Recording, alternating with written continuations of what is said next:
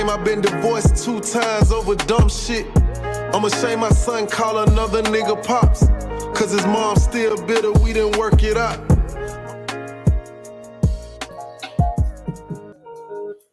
What's up, YouTube? Good morning, everybody. Let me adjust my camera a little bit. I'm in my office upstairs, and whenever I'm upstairs in my office and not in the studio, it means it's because I'm working. So many people already in the chat. Family, what's going on? Good to see y'all this morning.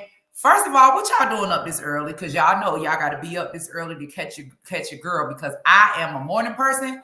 I'm not no late night person. And my grandma always told me, the early bird gets the worm. So, of course, y'all check this out.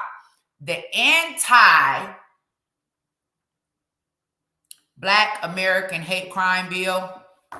I have it right here in my hands. And you'll see that I've been taking some notes. So if you see any little green markers there, this is what I have. And we're going to talk about this because I know y'all like, Lord have mercy. Our girl, what the hell she done came up with. Angie always going. Now, I had said that I was going to take off a week because this is basically my last week with my baby. She's 18. Well, she'll be 18 this weekend. She has an internship.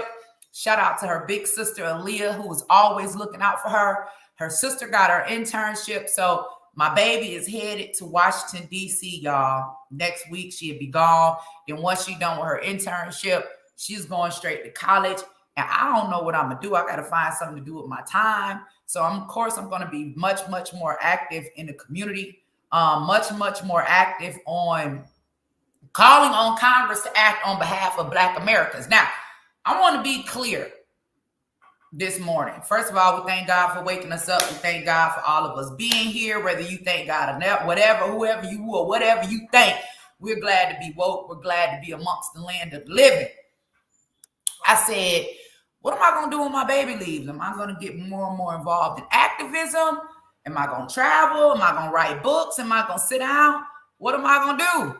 I don't know yet. I don't know. Oh, God, I don't know. I don't even want to think about it. But y'all, check this out. This anti-hate crime bill, what I have been talking about for Black Americans since this shooting took place in Buffalo. Now, I put a post on Instagram yesterday and I called on Republicans to act. And the comments were very, very interesting. It has over 300 comments on the post. And you guys know that my audience is diverse. So you have some, Republicans chiming in. You got, some Democrats chiming in. But mostly what we have there is the Black community. And we're all expressing our frustration, right? And our anger with what has taken place. So I made a post and I said, this would be a great time for the Republican Party, right, to change the narrative, right? Because anytime something like this happens, we know what the narrative is. The narrative is that it's a white supremacist that belongs to the Republican Party. Anytime there is a mass shooting that takes place that involves a white person and behind the gun and a Black person ending up dead, we know the narrative. We know that the media is automatically going to say, hey, this is white supremacy. This is the Republican Party.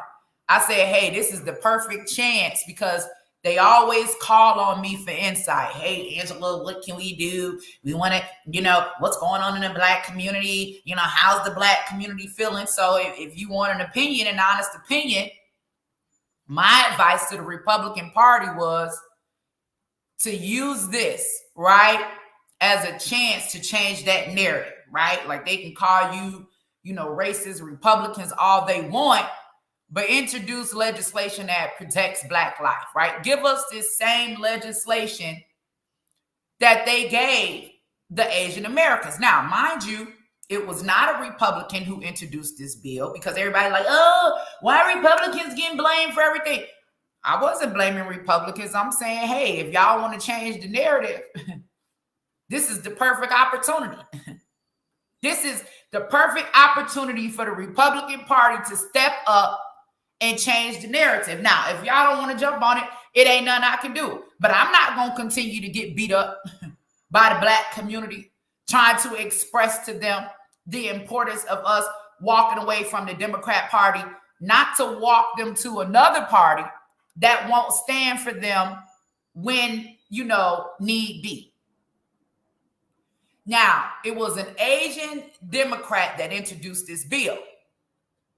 Although it was an Asian Democrat that introduced this bill, I don't know if you all know that our good old brother down there at Ebenezer Baptist Church, good old preacher man down there preaching in the name of Martin Luther King Jr., Mr. Raphael Warnock, I don't know if you all know that he was a co-sponsor for this bill.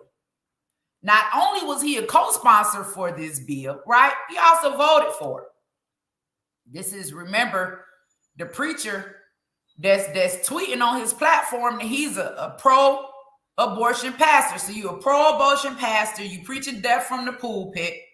You said you're a pro-LGBTQ plus youth pastor, right? And I was, like, hold on, wait a minute. I get the LGBT, all that for adults, but why they keep putting youth on the end of it? So you can stand for us having the right to abort our children. You can stand for our children having the right to sexually transition or have all of these sexual preferences, right, without our approval. But you ain't willing to stand for us and introduce an anti-Black American hate crime bill. So I said, let me pull up this bill and let me start studying. So y'all, I got to bring y'all in on this, because one of the first things that we have to do is we have to know who the people are that voted for this Asian American bill. Because if you voted to pass, and it was 119 votes, and we're going to go through every last one of them.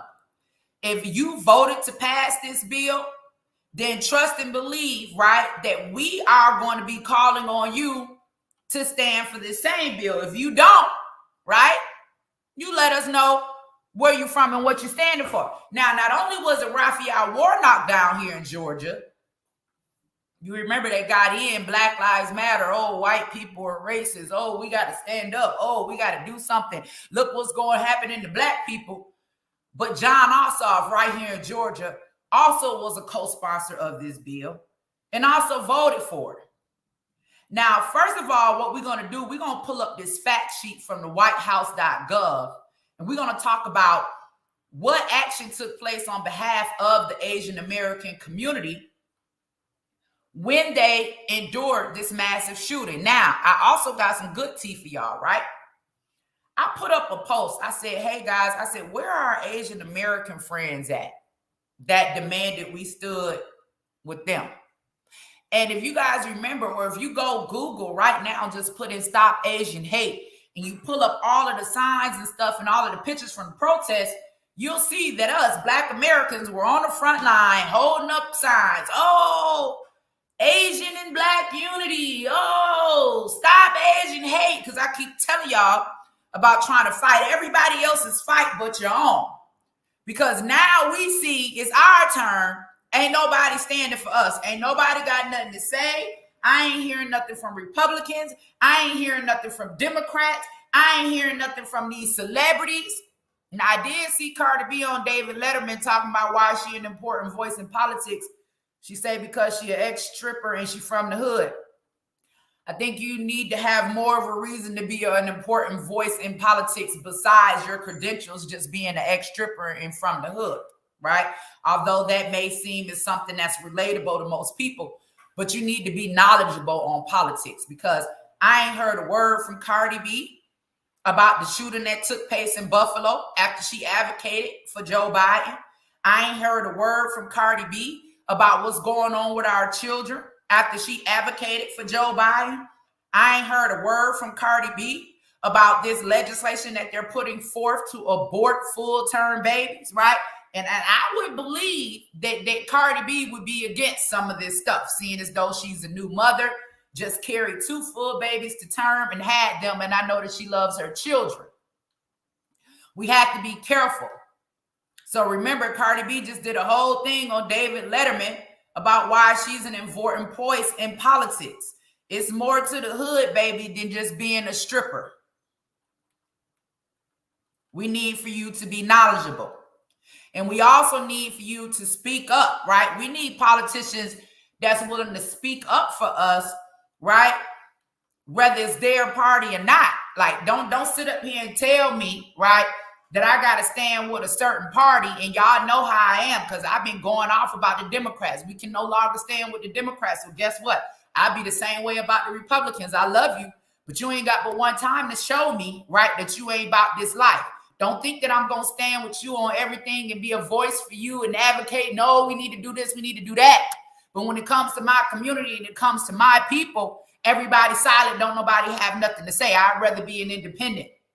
And I'd rather advise my people, right, for us to vote on policy, regardless of whoever in office. What policies are you pushing for us, right? Republican or Democrat. And that's where I'm at. So let's talk about this, y'all. Let me share this screen right quick. Good morning, everybody. 499 people on YouTube. Y'all know it's early in the morning. We got 508 people over here on Bigo. Bigo, what's up, y'all? Listen, y'all already know what I need y'all to do. Y'all got to send me some beans. Uh-oh. I always mess up on Bingo. I don't know how to do this. Oh, Lord. Hold on, y'all. Give me a minute. Okay, there we go. There we go. All right. Let's get into this. Y'all remember the shooting in Atlanta took place on March 17th. I already stressed how it only took 3 days for not only Congress to act, but for your current White House administration to act in response to the shooting that took place here in Atlanta, Georgia, that took the lives of 8 Asian Americans. We have a shooting that took place in Buffalo, New York, last Saturday, that took the lives of 10 elders.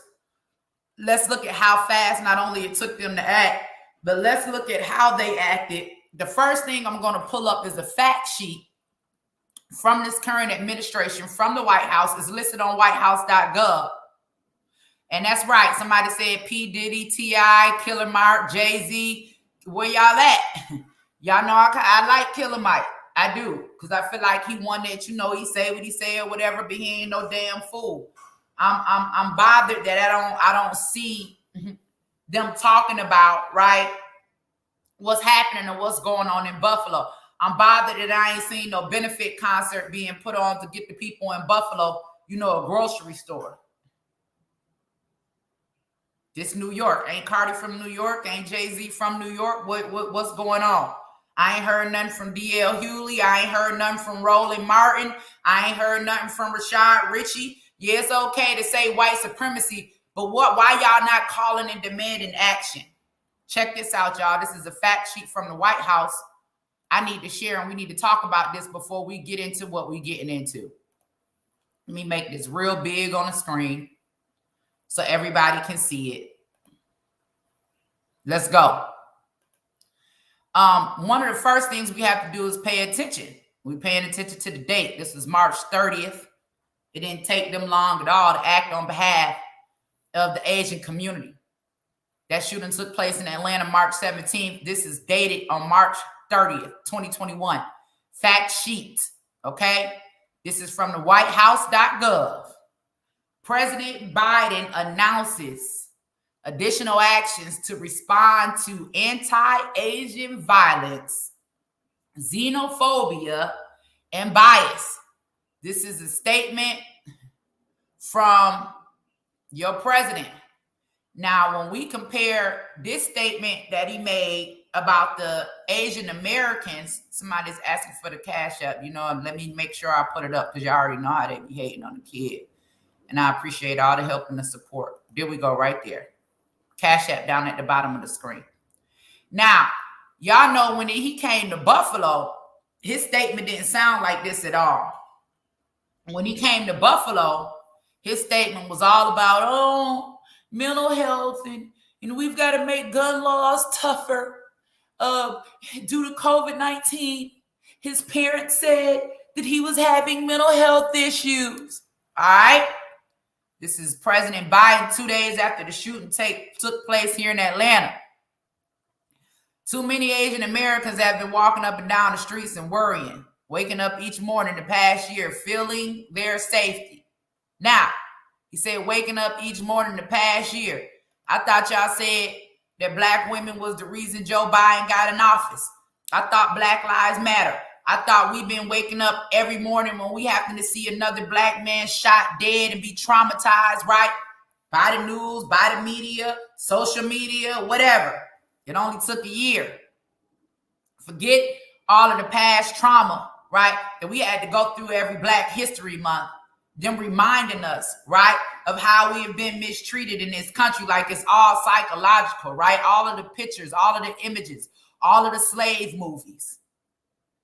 But for them, it's only been a year.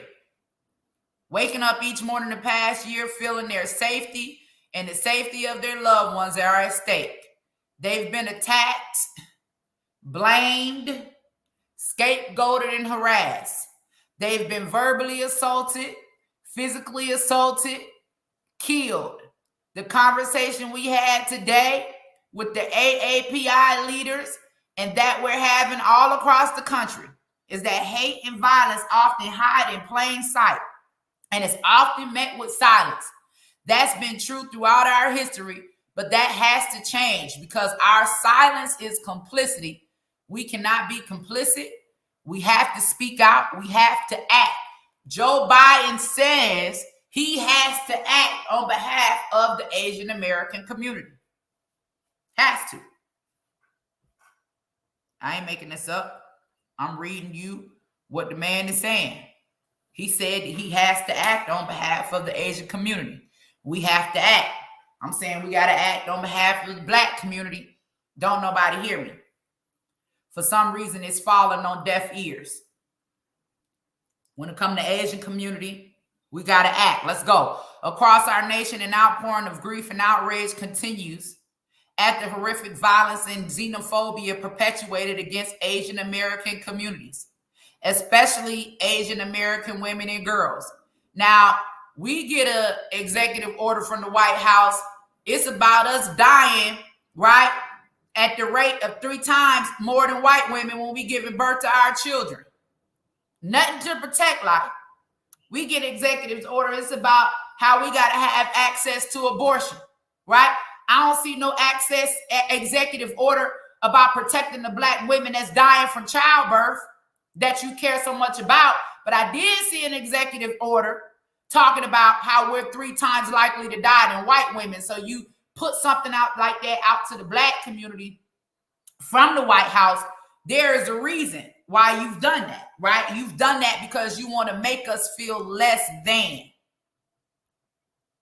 You want to make us feel as though, right, we're worthless compared to white women. Let's keep going. I'm just reading what's on here. I ain't going to keep breaking it down. Let's keep going. As President Biden said during his first primetime address, anti-Asian violence and xenophobia is wrong, it's un-American, and it must stop. So hate against Asians American must stop. But when it comes to hate against Black or African Americans, we dead silent. Now, hear me out on this, and I'm going to have to break for a minute because I need to go get my charger because Bigo finna get ready. Y'all finna go dead. Listen, one of the reasons why this is so important is because I'm showing you, right, what they're willing to do and what they can do. What they're willing to do and what they can do, right? This is something that can be done. Whether we think it's going to do something or not, it don't matter. We pay them. We pay them to represent for us. We pay them to be a voice for us, right? This is what tax dollars is paying for. Let's keep going. Today, President Biden is announcing new actions to respond to the increase in acts of anti-Asian violence and to advance safety, inclusion, and belonging for all Asian American, Native Hawaiian, and Pacific Islander communities. Now, hear me out for a minute, because one of the comments that was on my page yesterday when I'm calling on, Republicans to introduce the legislation, somebody was telling me the reason why they won't act on our behalf is because we're not Black. they aren't going to write any legislation that says Black Americans. Well, when you go register to vote, they give you a few options. They're going to ask you if you Native or if you Black, non-Hispanic, or white non-Hispanic. Okay? When they write executive orders from the White House about Black Maternal Health Week, it's addressed at Black people. Don't tell me what they cannot write, because we see them do it. We just don't see them write it in a way that's beneficial to us. Let's keep going. These actions build on the president's memorandum condemning and combating racism, xenophobia, and intolerance against Asian Americans and Pacific Islanders in the United States. Where's the memorandum condemning and combating racism, xenophobia, and intolerance against Black Americans and African Americans in the United States? I don't know, y'all. It don't seem complicated. It doesn't seem complicated. Somebody else put in the comments and said, know the difference between Asian American and United States citizen. Excuse me. A lot of them Asian Americans born here. Just like a lot of Black Americans. Just like a lot of African Americans. Let's keep going. Issued his first week in office. So you mean to tell me, I guess we was sleep, Black community, and I'm talking to Democrats and Republicans right now. I guess we was sleep after we did it, Joe, and Stacey Abrams and everybody talking about Joe Biden got in off of the Black vote. His first week in office, they had a memorandum condemning and combating racism, xenophobia, and intolerance against Asian Americans. Now, what would be fair if this was against all minorities? But instead of putting in some legislation like this that represents all Americans, Joe Biden and them just chose one group. Issued his first week in office. In his first 65 days, the president announced that his official policy of this administration, hold up, in his first 65 days, the president announced that it is the official policy of this administration to condemn anti-Asian bias and violence. He visited AAPI leaders in Atlanta to denounce anti-Asian violence and gender-based violence with the vice president, and called on Congress to pass the COVID-19 Hate Crimes Act introduced by Senator Hirano and Congresswoman Ming. That means two Asians introduced legislation to represent their community. We can't be mad at the Asians. We can't be mad at these Asian, people in Congress that decided to stand up and represent their community. But where is the anti-hate crime bill from our Black faces that are currently in Congress? All right. He said, and created a historically diverse administration in which 15% of all appointees identified as Asian Americans and Pacific Islanders. Today's announcement includes reinstating and reinvigorating the White House initiative on Asian Americans and Pacific Islanders, with initial focus on anti-Asian violence and bias. The president will reestablish and expand the initiative's mandate to coordinate across federal agencies to combat anti-Asian bias and violence, especially anti-Asian violence at the intersection of gender-based violence. The initiative will have an expanded mandate to promote inclusion, belonging, and opportunity for all Asian Americans, Native Hawaiians, and Pacific Islander communities. Over the coming weeks, the administration will meet with the Asian American, Native Hawaiian, and Pacific Islander leaders and organizations to hear their recommendation. Y'all Black folks ain't got a meeting with Joe Biden yet. Let me go get my charger because I'm about to get started. Somebody call Ice Cube. Somebody call Ice Cube. Tell him to hit my line right now. Hold on.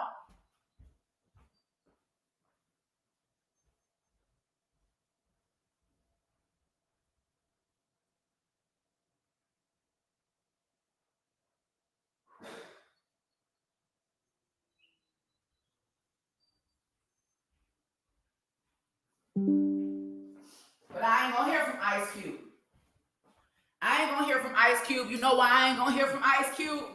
Because the way y'all treated him when he tried to advocate on y'all behalf with Trump, right? At least he did get a meeting with Trump. What Joe Biden told him?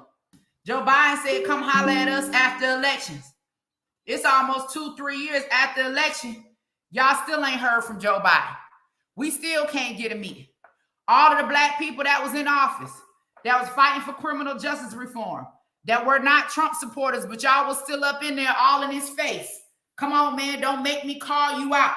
All of those black people, y'all Democrats, that was up in the Trump White House, that was in Trump face every single day, right? When it worked on your behalf, couldn't keep y'all up out the White House. I look up, I see somebody done snuck up under my godmama when they was passing criminal justice reform to get up pitching. Anyway, listen, where y'all at now? Where are all the black faces that was, now y'all already know they ain't gonna invite me to the White House, so don't even ask me why I ain't there, because Joe Biden and Kamala, man, they ran for me when I was in Buffalo, so you know. But for those of y'all that's cool, you know, I remember when Trump had called for the meeting about criminal justice reform, and Jay-Z was like, no, Nick, you can't go meet with Trump, and you know all this. Where y'all at now? Since y'all got access to Joe Biden, Jacob York, where you at? Producer from New York, came on my show, capping for Joe Biden. Talking about Joe Biden invited you to the White House. I ain't seen no pictures, no nothing. Little baby, where you at? You went to the White House, you spoke to Kamala. Where y'all at? Why black people don't have a meeting? Where are the black leaders besides the ones that was on the Zoom meeting with Joe Biden when he told y'all that America is doomed because of African Americans? Ain't nobody got nothing to say? Ain't nobody got nothing to say? Huh? You can't even get a meeting on behalf of Black America with this current president. It ain't got to be me. Where all the Biden cappers at? Stacey Abrams, where you at? He came to Georgia. You here. You didn't even show up. Y'all can't even get a meeting on behalf of the black community. Joe Biden ain't inviting none of y'all in the White House. They hated Trump, but every time we turned around, they was at the White House, all in his face for a photo op. Y'all advocating for the black community, but right now, you can't even get a meeting with Joe Biden. What happened to criminal justice reform since Joe Biden been in office? Because it's still people that need to be free, and it's still work that need to be done. So criminal justice reform just dead now? Kim Kardashian ain't working on criminal justice reform. She can't even get a meeting with Joe Biden. Where are y'all at? I'm just asking. We're going to keep reading. Come on, let's go. Over the next coming weeks, the administration will meet with Asian Americans, Native Hawaiians, Pacific Islanders. I ain't heard no meeting about nobody meeting with no black leaders in response to what took place in Buffalo, New York. I haven't. I hear, Benjamin Crump asking for the bill to be passed. I hear Al Sharpton doing his little two-step. You feel where I'm coming from? I'm not hearing nobody demanding a meeting with this administration in response to what has happened to our black elders in Buffalo, New York. To hear their recommendations for the initiative's mission, structure, and community engagement. And the president will appoint a permanent director to lead the initiative in coordination of policies across the federal government impacting Asian Americans, Native Hawaiian, and Pacific Islander communities. This is the part right here. Funding for AAPI survivors of domestic violence and sexual assault. Wouldn't it nice if we could get some funding for black women? Huh? Wouldn't it be amazing if we can get some funding for black Americans because of the hate that we endure? Wouldn't it be amazing if we could get some funding for the families of the killings down in Charleston, South Carolina? Our black elders that was just trying to go to church. Wouldn't it be nice if we can get some funding for the families in the Black community in Buffalo? Wouldn't it be nice if we could get them a new grocery store? Huh? Maybe not the Tops. Don't nobody want to go there no more. What about a Whole Food or a Sprouts, right?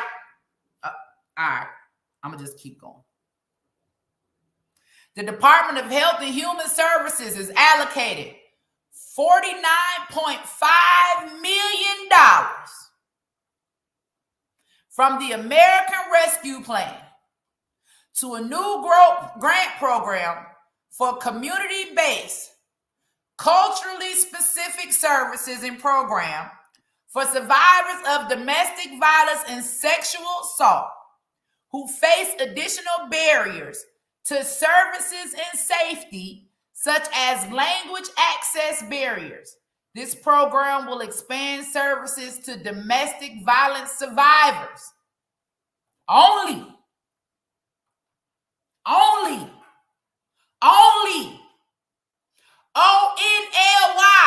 Only from Asian American, Native Hawaiian, and Pacific Islander communities.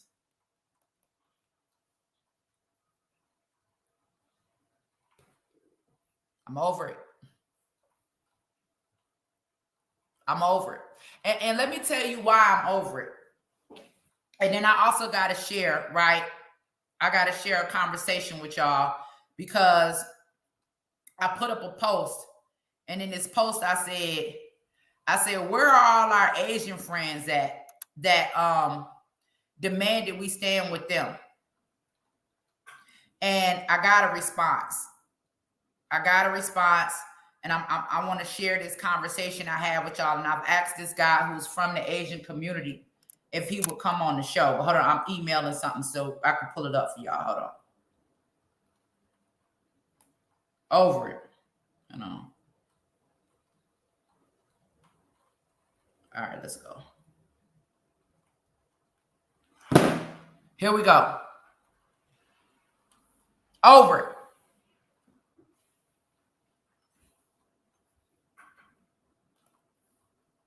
Only Asian American, Native American, Pacific Islander. I'm over it because I haven't seen too many poor, needy Asians in America. Can we talk about it? Will y'all please support and donate this morning? Cash App, $ASKSHOW, ASKSHOW. When we, and I don't know where you are, if you're in any major Democrat-run city, right, then you know that we suffer with homelessness, right? We deal with homelessness. You know, you might go downtown, you're going to see them sleeping under a bridge, you're going to see them sleeping under the streets, wherever. Let me ask y'all a question.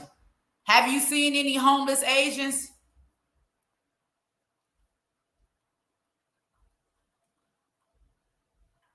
I've been in the welfare line. I've been down there applying for food stamps. I've been in the WIC line before. I've been down there trying to get, the free child care. I don't remember seeing any Asians. I'm not saying that it's not none in need. I'm just saying I don't remember seeing them. Not only that, let's be factual, right? When because what happened was a white boy went crazy, allegedly, shot a bunch of Asians. They said nothing about white supremacy. They said it was male supremacy, right? And then all of a sudden, it went from that to black people hating Asians. All of a sudden, it went from this white man going on this shooting spree in Atlanta, Georgia, to all of a sudden, the black community hating Asians. Now, I want to say this, because in my conversation to this young man who is a representative of the Asian community, and it was very respectful, and that's why I asked him to come on the show, I said, he was talking about how blacks, were hating on Asians and how they were being attacked and all that. And I said, well, if Asian Americans are so afraid of black Americans, why do they have their businesses in our communities? Why is your business in the community of people that you fear? Because like I said to him, let's be honest now, Ever since I've been alive, my little short 45 years that the Lord has blessed me with, every black community I've ever been in, there is an Asian business that is supported. In fact, that business is supported more than some of the black-owned businesses in those communities. In fact, the Asians in the black communities have gotten rich off of those black communities. So if there is so much hate towards the Asian community from Black Americans, then why don't they take their businesses out of our communities? I wouldn't intentionally go somewhere where I know that I'm hated.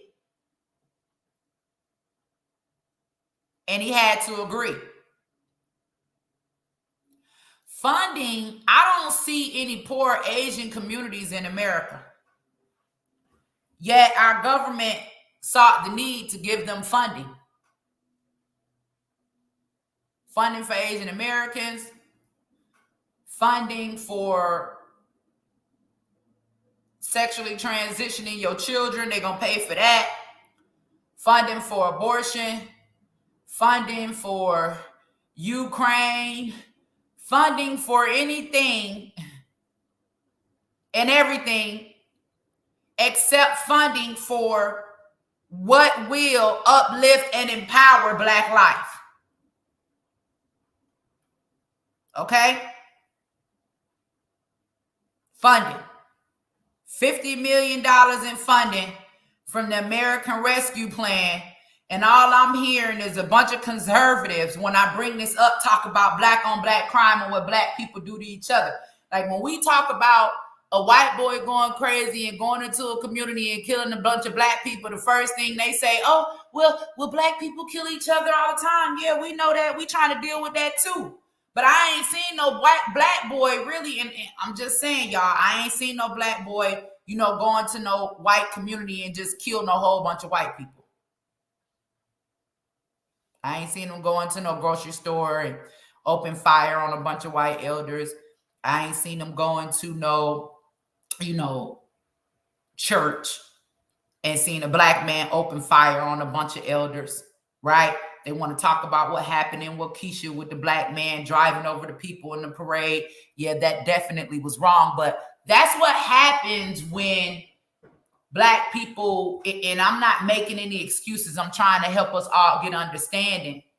But these are some of the things that happen when black people feel as though they won't get justice, like what's happening in Buffalo right now.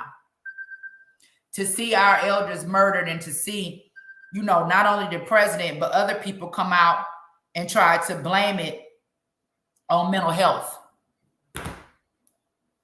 If you want to know why there is so much killing, why there's so much, crime in the black community, is because most of those communities, right, are riddled with poverty. You put a whole bunch of poor, starving people in one space, right? And you hand out one piece of meat. Guess what? Survival is going to kick in. They're going to kill each other. They're going to fight each other. They're going to do whatever they can trying to survive. If you want to reduce crime, you have to reduce poverty.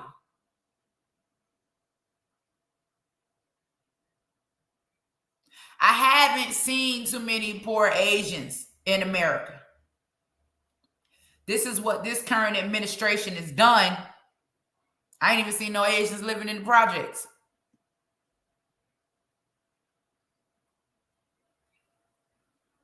I ain't even been in the grocery store and seen no Asians using the food stamp card.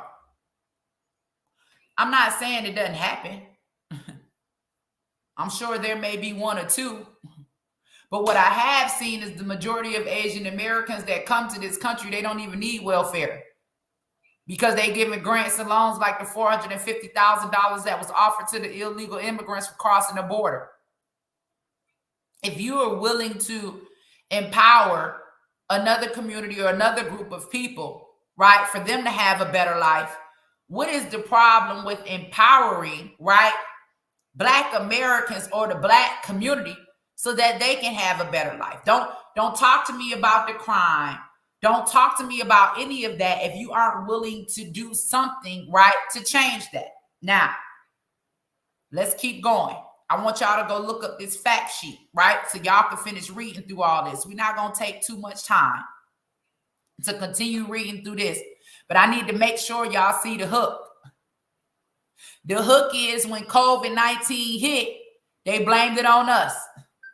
They said it disproportionately impacted the Black community, right?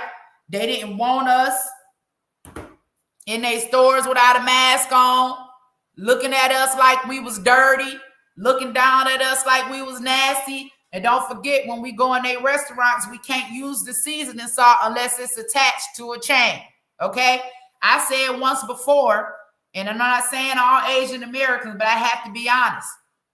We was talking about experiencing racism. The racism that I experienced in America came from the Asian community. I'm going to be honest. Going in the store, like that's the first time I ever been followed around the store. Bro, I'm talking about on your back. I ain't talking about doing it. You know, like sometimes we might go on Walmart or whatever. They might have their little secret shoppers or whatever to be looking to see who's shoplifting. You might be on the aisle and they might be way down at the other end and out. Like you don't even know they watching, but you know they watching. No, it's totally different in some of the Asian American businesses I've been in, bro. You gonna feel them breathing down the back of your neck. Not only that, they so bold, they'll open up your pocketbook and look in it. Not only that, they won't even put your change back in your hand. Not only that, I'm going to tell y'all something else. The nail shop on Candler Road is a popular spot, right? That a lot of Black people in Atlanta go to. It's been around for a long time, the nail shop. I go there. One of the things that I notice when I go in the nail shop on Candler Road, which is a predominantly Black area, I notice that every customer in the store is Black, but every worker is of Asian descent. Not only are they in our communities, are they benefiting off of our communities, but they won't even hire Black people to work in their establishments. Not only that, but when pandemics hit, such as COVID-19, I can't recall, and again, I'm not speaking on all Asians, but I cannot recall not one Asian store in any Black community or one Asian business in any Black community here in Atlanta that did anything for the communities that made them rich. I ain't see nobody giving out no free water. I ain't see nobody giving out no free hand sanitizer, okay? I ain't see nobody giving out no free food, okay? Hell, I ain't even see them giving out no free COVID tests. I don't see any give back to the communities that make them rich.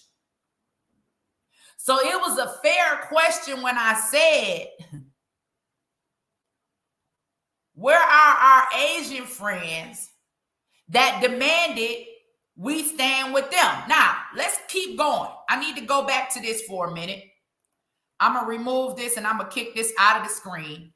And what I'm going to do, because the other day we went over the COVID-19 bill, and by now, all of you should have pulled this up, right, on congress.gov, and you all should have gone through this yourselves, okay, line for line, to see how Congress, Republicans, and Democrats were both willing to act expeditiously. Shout out to T.I., we know that's his word.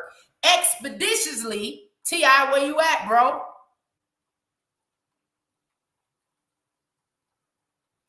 Where you at? Expeditiously on behalf of the Black community. Now, I got to share this with y'all because we're gonna read the bill, because I told y'all we got the anti-hate crime bill right here, the legislation. I got it. Got my markers to it. It's ready to go. I want to know who ready to sponsor it. Now, what I need to do is pull up the roll call. I want my people to see who voted for this.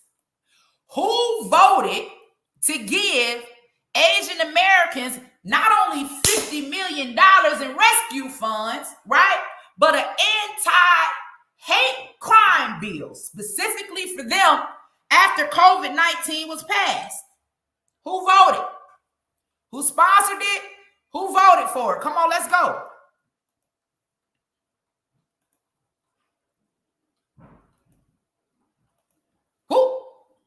There it is. Y'all know I'm coming with all the receipts. Let's get into this. If these people were willing to vote for this anti-Asian hate crime bill, we getting ready to call on each and every last one of them to vote for us to have an anti-Black American hate crime bill. Not only are we going to call on them to give us an anti-Black American hate crime bill, we're also going to ask them to do the same, give us $50 million in rescue funds so we can empower, right, our community. Let's start there.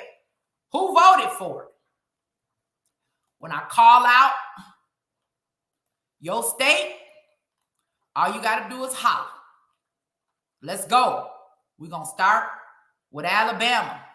Shelby, a Republican. Tuberville, Republican. Y'all, let me print this out because these are the people that we calling. I'm calling. We're going to ask them. Hold on. We're going to ask them to support this bill. Let's go. Alaska. Murkowski, a Republican. Sullivan, a Republican. Arizona. Kelly, a Democrat. Sinema, a Democrat. Arizona. Arkansas. Boozman, a Republican. Cotton, a Republican. California. Feinstein, a Democrat. Padilla, a Democrat. Colorado. Bennett, a Democrat. Hickenlooper, a Democrat. Connecticut. Blumenthal, a Democrat. Murphy, a Democrat. If this your state, I need you to be on them. Delaware. Carper, a Democrat. Coons, a Democrat. Florida. Rubio, there we go. Scott, come on. You already know y'all finna hear from me, right? Republican. Florida, that's right next door. Come on. Georgia. Ossoff. Y'all see it? Did we see T.I. and them doing a commercial? Or Killer Mike or somebody doing a commercial with John Ossoff? Didn't they tell us he was for the community? We need to stand on that, okay? Warnock. Remember the pro-abortion, pro-LGBTQ youth pastor all down there at Ebenezer Baptist Church in the name of Martin Luther King Jr. Hawaii, Hirano, Democrat. Scats, Democrat. Idaho. Where we at? Crapo, Republican. Rich, Republican. Illinois. Duckworth, a Democrat. Durban, a Democrat. Chicago, come on, man. What's up with these people? Indiana, Braun, a Republican. Young, a Republican. Iowa, Ernest, a Republican. Grassley, a Republican. Kansas, Marshall, a Republican. Morton, a Republican. Kentucky, McConnell, a Republican. Paul, a Republican. Louisiana, Cassidy, a Republican. Kennedy, a Republican. Maine, Collins, a Republican. King, Independent. Maryland, Cardin, a Democrat. Van Hollen, a Democrat. We're calling you out. Massachusetts, Markey, a Democrat. Warren, a Democrat. Michigan, Peters, a Democrat. Stabino, a Democrat. Minnesota, Carl Butcher, a Democrat. Oh, she didn't vote. Cool. Minnesota didn't vote on this. Mississippi, Hyde Smith, a Republican. Wicker, a Republican. Missouri, Blunt, a Republican. Harley, a Republican. Montana, Daines, a Republican. Tester, a Democrat. Nebraska, Fisher, a Republican.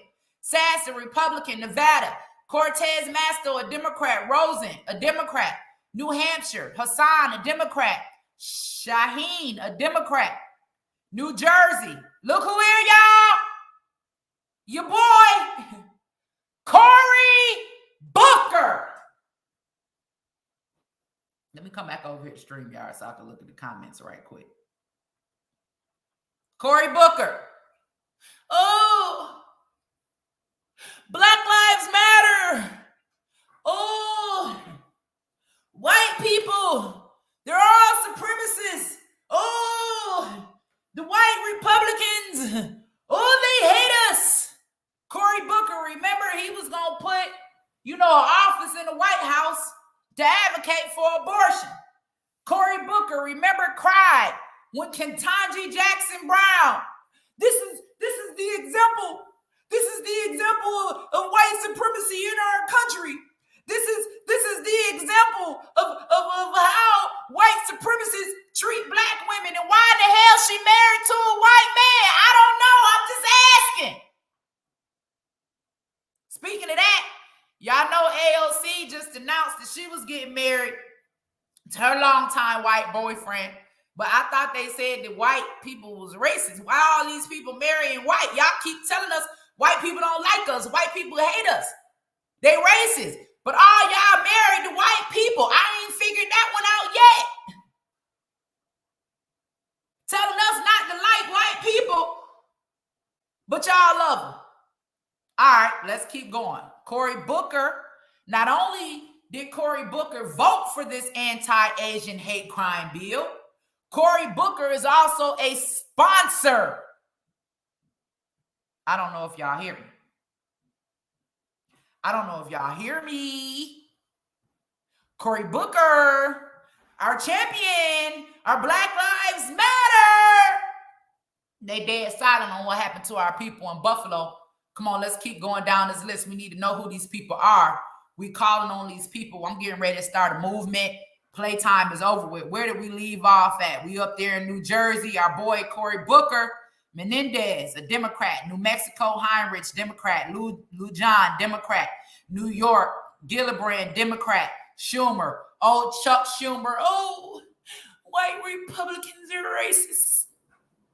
Oh, they hate black people. Y'all remember Chuck Schumer? Y'all don't remember? Let me pull it up. Let me pull this up for y'all. Hold on. We're going to have to come back to this. Let me pull that up for you.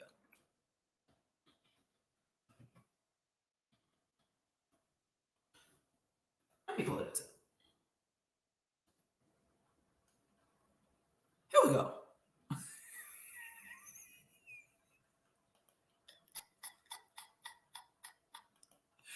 Wait.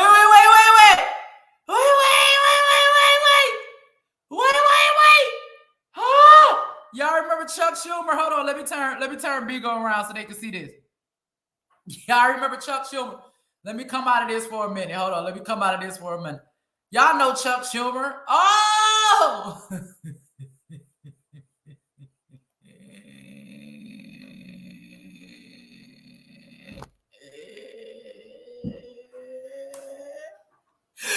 Woo! Y'all remember? This how much Black Lives Matter to them. There go Chuck Schumer in the back. You see him with the little turquoise mask on. He's standing right behind Nancy Pelosi. They went down to the doggone Capitol with they Kunta Kinte cloths on, got down on one knee, because this is how much they care about Black life. They care so much about us that they're willing to take a knee, but ain't damn one of them willing to write or pass legislation. Because somebody hit the Cash App this morning. I know that was a word. They are willing. Somebody please hit the Cash App. If I'm talking to you right now, I need you to drop $1 or $2 in the offering plate. They're so concerned and focused on what is happening to us darkies. They care so much about us. They're willing to go down to the state capitol with Kunta Kinte cloths on and bend down for us on one knee. But they ain't willing to write, introduce, or pass no legislation on behind the black people. I know y'all ain't gonna never forget this, but this made y'all feel good. I'm just asking a question. Black America, did that make y'all feel good? I mean, just seeing them like bow for us or something. I don't know. Did that make us feel good? Like we supposed to get some type of feeling of freedom and liberation because they put on a Kunta Kinte cloth and went down. Hold on, this ain't the one I want. They put on the Kunta Kinte cloth and went down to the state capitol, got down on one knee, and they did something for us because remember, we talking about, you know, all of these signs and they keep giving us these consultation prizes. Like we supposed to all of a sudden feel like something miraculous done took place because these people done went down here and put on a kente cloth and a bow on one knee. You a bow for us to take a picture or a photo op, but you ain't gonna write, introduce, or support nan piece of legislation on behalf of black people. Let's keep going, y'all. Where we at? New York, Gillibrand, New York, Schumer, You know, we need to call him, call his office. What y'all need, the numbers. I'm going to send y'all. Y'all need to make sure y'all signed up to the mail list over at the organization, because I'm getting ready to send y'all out all of these people contact information, what you need to be calling them and asking them. Mr. Schumer, you mean to tell me that you willing to go into the state capitol with a Kunta Kinte cloth around your neck and knee in behalf of black people and black Americans, but you ain't willing to write nor support nor introduce no Stop Black Hate? Okay, we see you. Let's keep on going. North Carolina, Burr, Republican, I'm coming for you. Tillis, a Republican, I'm coming for you. North Dakota, Kramer, Republican, you gonna hear from me. Ho, even a Republican. Ohio, Brown, a Democrat. Portman, a Republican. Oklahoma, and Hofi, a Republican. Lankford, a Republican. Oregon, Merkley, a Democrat. Wyden, a Democrat. Pennsylvania, Cassie, Democrat. Toomey, a Republican. Rhode Island, Reed, a Democrat. White House, a Democrat. South Carolina, Graham, a Republican. Scott, Tim Scott, black man, a Republican. South Carolina, I'm coming for you. I love you, but I'm coming for you. All right, let's keep going. South Dakota, Rounds, a Republican. Thune, a Republican. Tennessee, Blackburn, Republican. Decided not to vote. Haggerty, Republican, voted. Texas, Corwin, a Republican. Cruz, oh, Ted Cruz, okay. I'm coming for you too, Mr. Cruz. You're going to be hearing from me in a minute. A Republican. Utah, Lee, a Republican. Decided not to vote. Romney, Mitt Romney. Y'all know about Mitt Romney, one of the rhinos. You're going to hear from me too. Vermont, Lehigh, Democrat. Sanders, Independent. Virginia, Kane, a Democrat. Warner, a Democrat. In Virginia, Washington, Cantwell, Democrat. Murray, Democrat. West Virginia, Capito, Republican. Manchin, Democrat. Wisconsin, Baldwin, a Democrat. Johnson, a Republican. Wyoming, Barrasso, a Republican. Loomis, a Republican. Now, like I said, no, Republicans didn't introduce this, but they voted for it. You voted for it. Let's talk about who some of these sponsors are of this bill. Let's go. Here we go. This is what I need to share. First of all, I'm going to show you guys, before we even do this, let me come out of here. I want to show you guys who introduced this bill into Congress.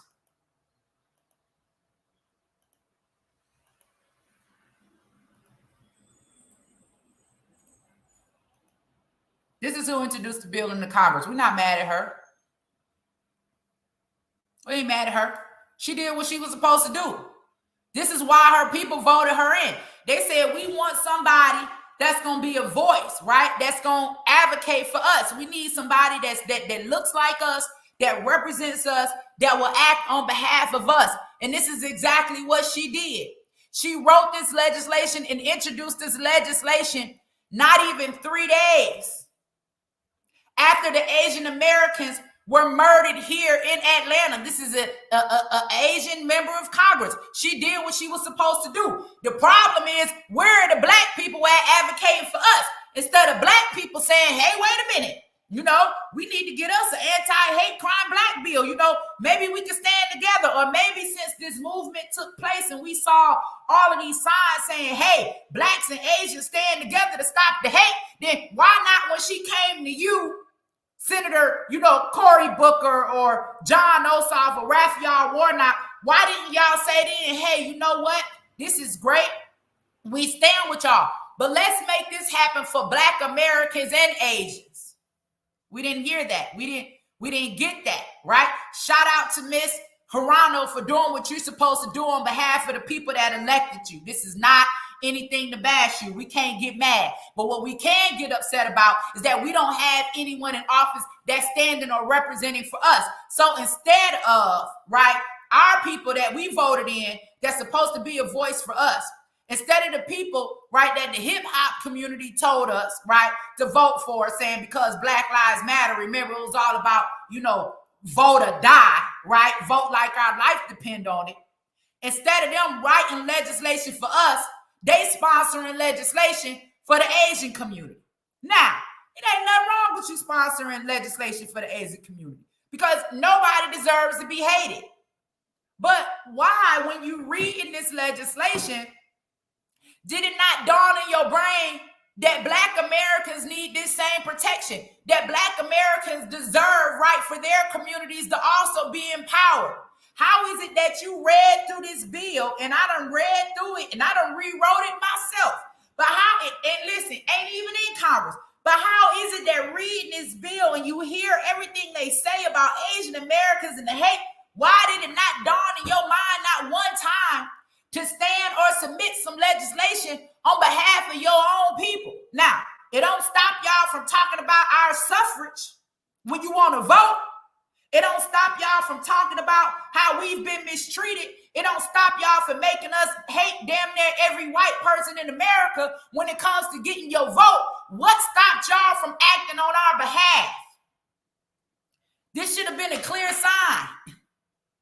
As soon as you seen that they were acting and submitting legislation, that was your goal. So let's talk about who sponsored this bill.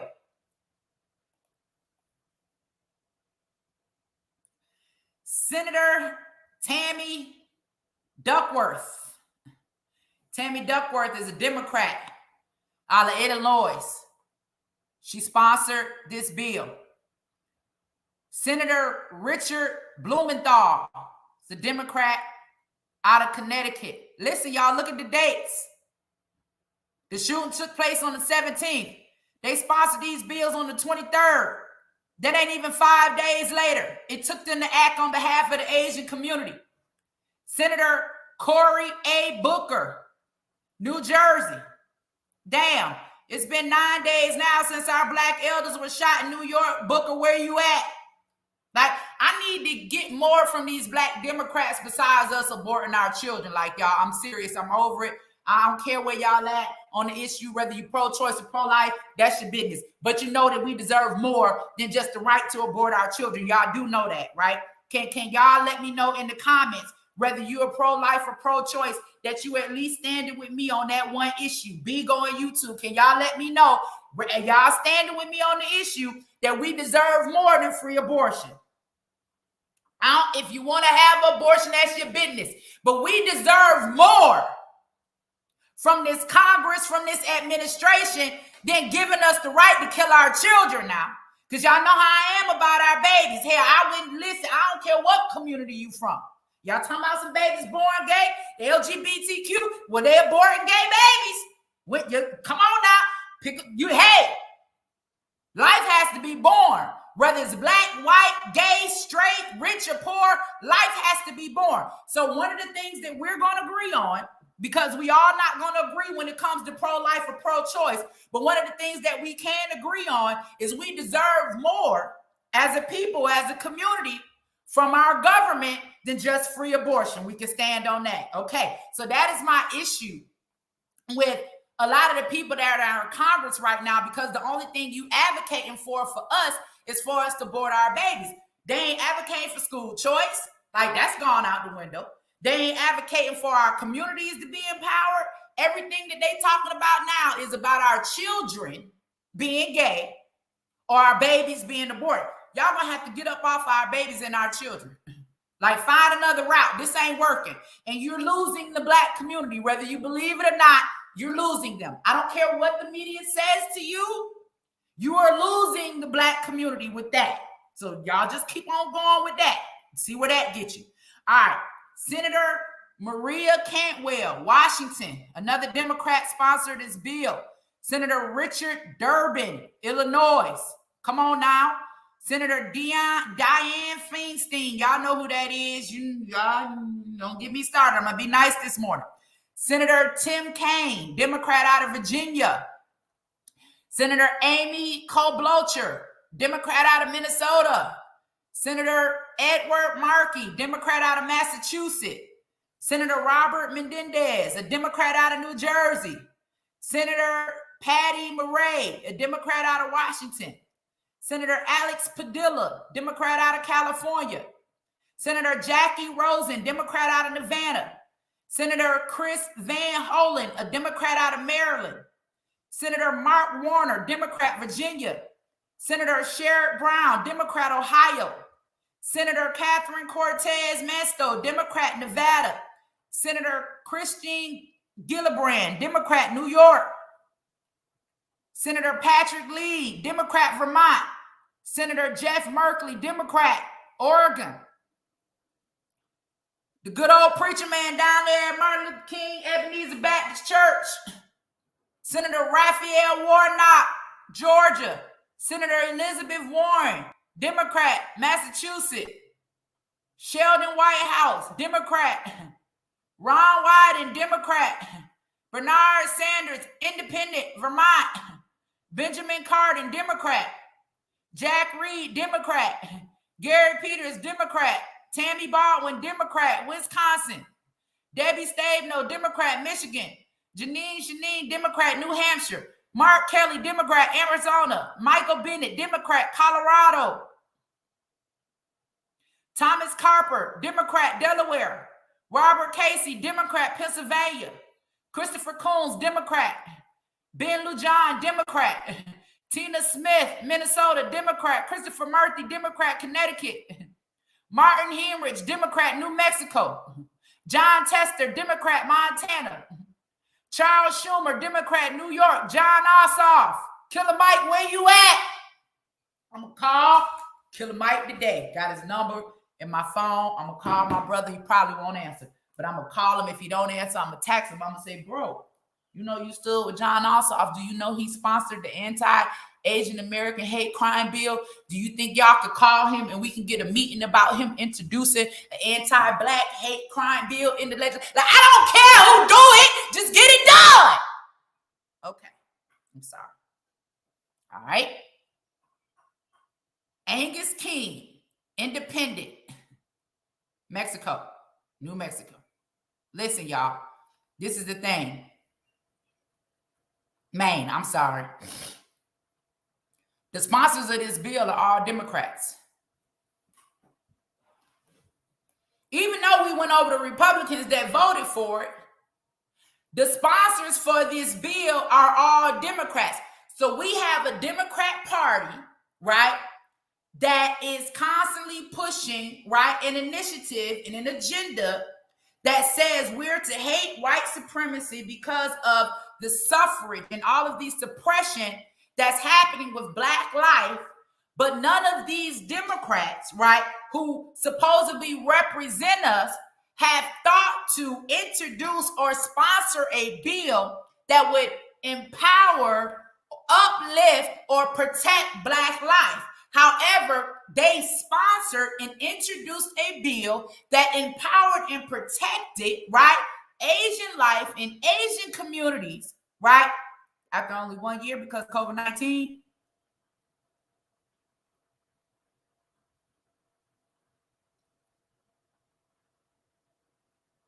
Something ain't right. Something ain't right. Now let's get into this anti-black hate crime bill. Now that we know who's who, hold on, and I'm putting up this at the bottom, because if you all have not gone over and signed up at the website for our mail list, you need to make sure that you go over there and you do that right now. Down at the bottom is the website. I need you to go over and I need you to sign up. The reason why I need you to sign up is because not only do we have a petition that's on the way, but we also going to give you all of the information that you need, right? Who you need to call, what we need to be asking, what we need to be demanding, okay? Listen, hold your vote, whatever, but open up your mouth, lift your voice. If it's anything for us to protest, if it's anything for us to demand, if it's anything for us to stand in agreement on. See, right now, people want to be loyal to a party when really what we need to be doing is advocating, right, on behalf of, right, Black Americans. Now, Black World TV said, oh my God, it should read anti-indigenous hate crime bill. Listen, man, y'all, I get it. I hear y'all. But it ain't no paperwork we done ever checked that say anti-indigenous. When you get ready to run that census, it ain't gonna say nothing about anti-indigenous. when you fill out that form, right, that asks you to register to vote, it don't say nothing about indigenous. Like, we got to get on the same accord with how they recognize us, right? We know how we recognize ourselves. Let's talk about how they recognize us. We need to get on the same accord with that. So this is what I did with the right, hate crime bill against Black/African Americans.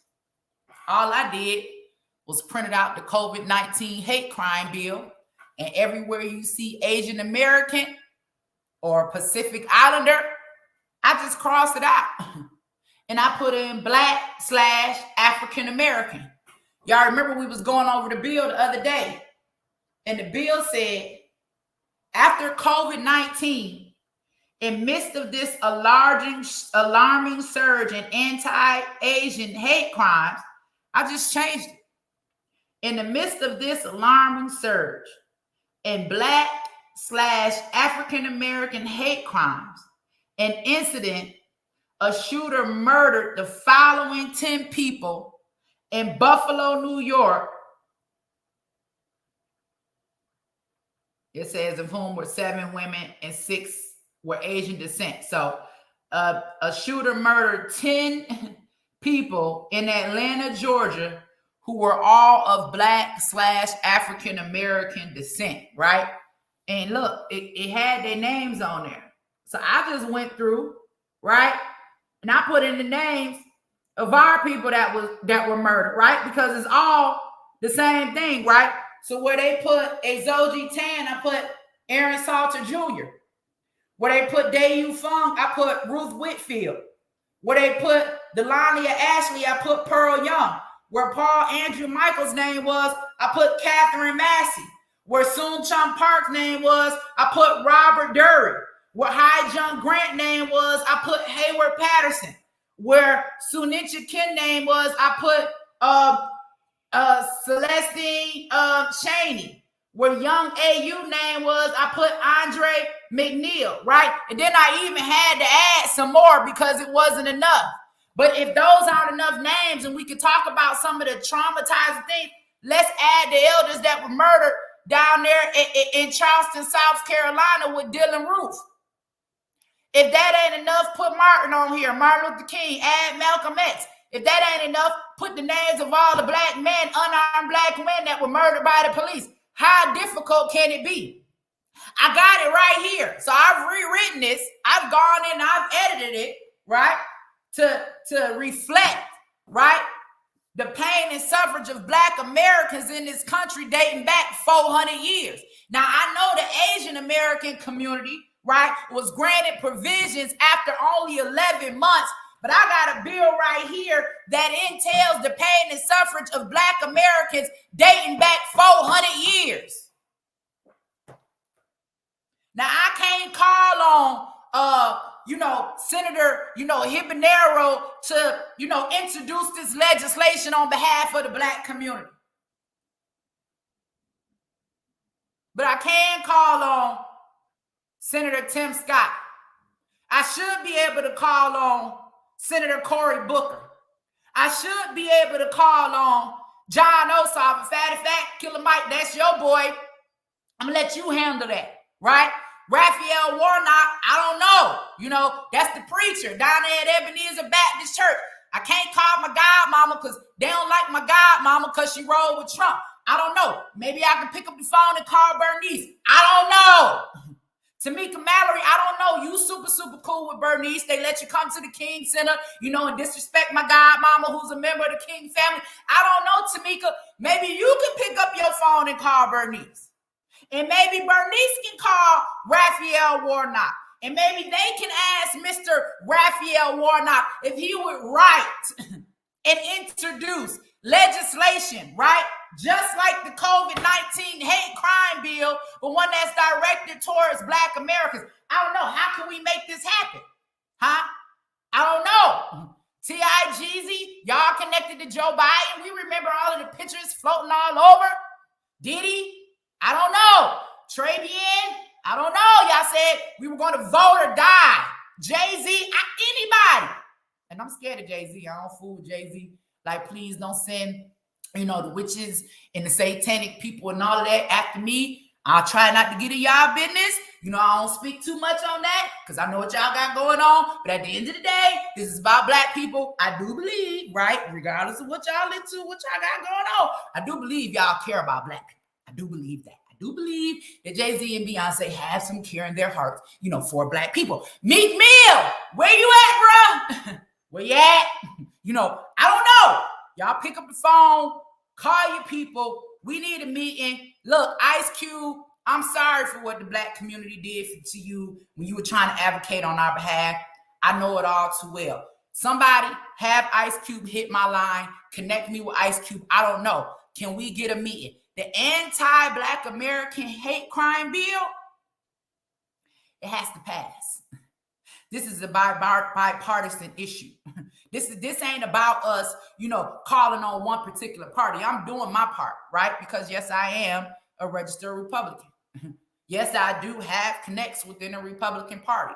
Yes, I am doing my part to hold my party accountable. I ain't blaming nobody for nothing. I'm just saying get it done. Now, what would be sad is if this happens and it's a white Republican that introduces it, because that's what I believe is going to happen. Because there are some white Republicans out there that got more nuts than the black Republicans in office, because some of the black Republicans that are in office, they're afraid to upset their base, right? You can't call on this. Like, you ain't going to see Candace Owens advocating for this. You know why? Because it's going to mess up her money.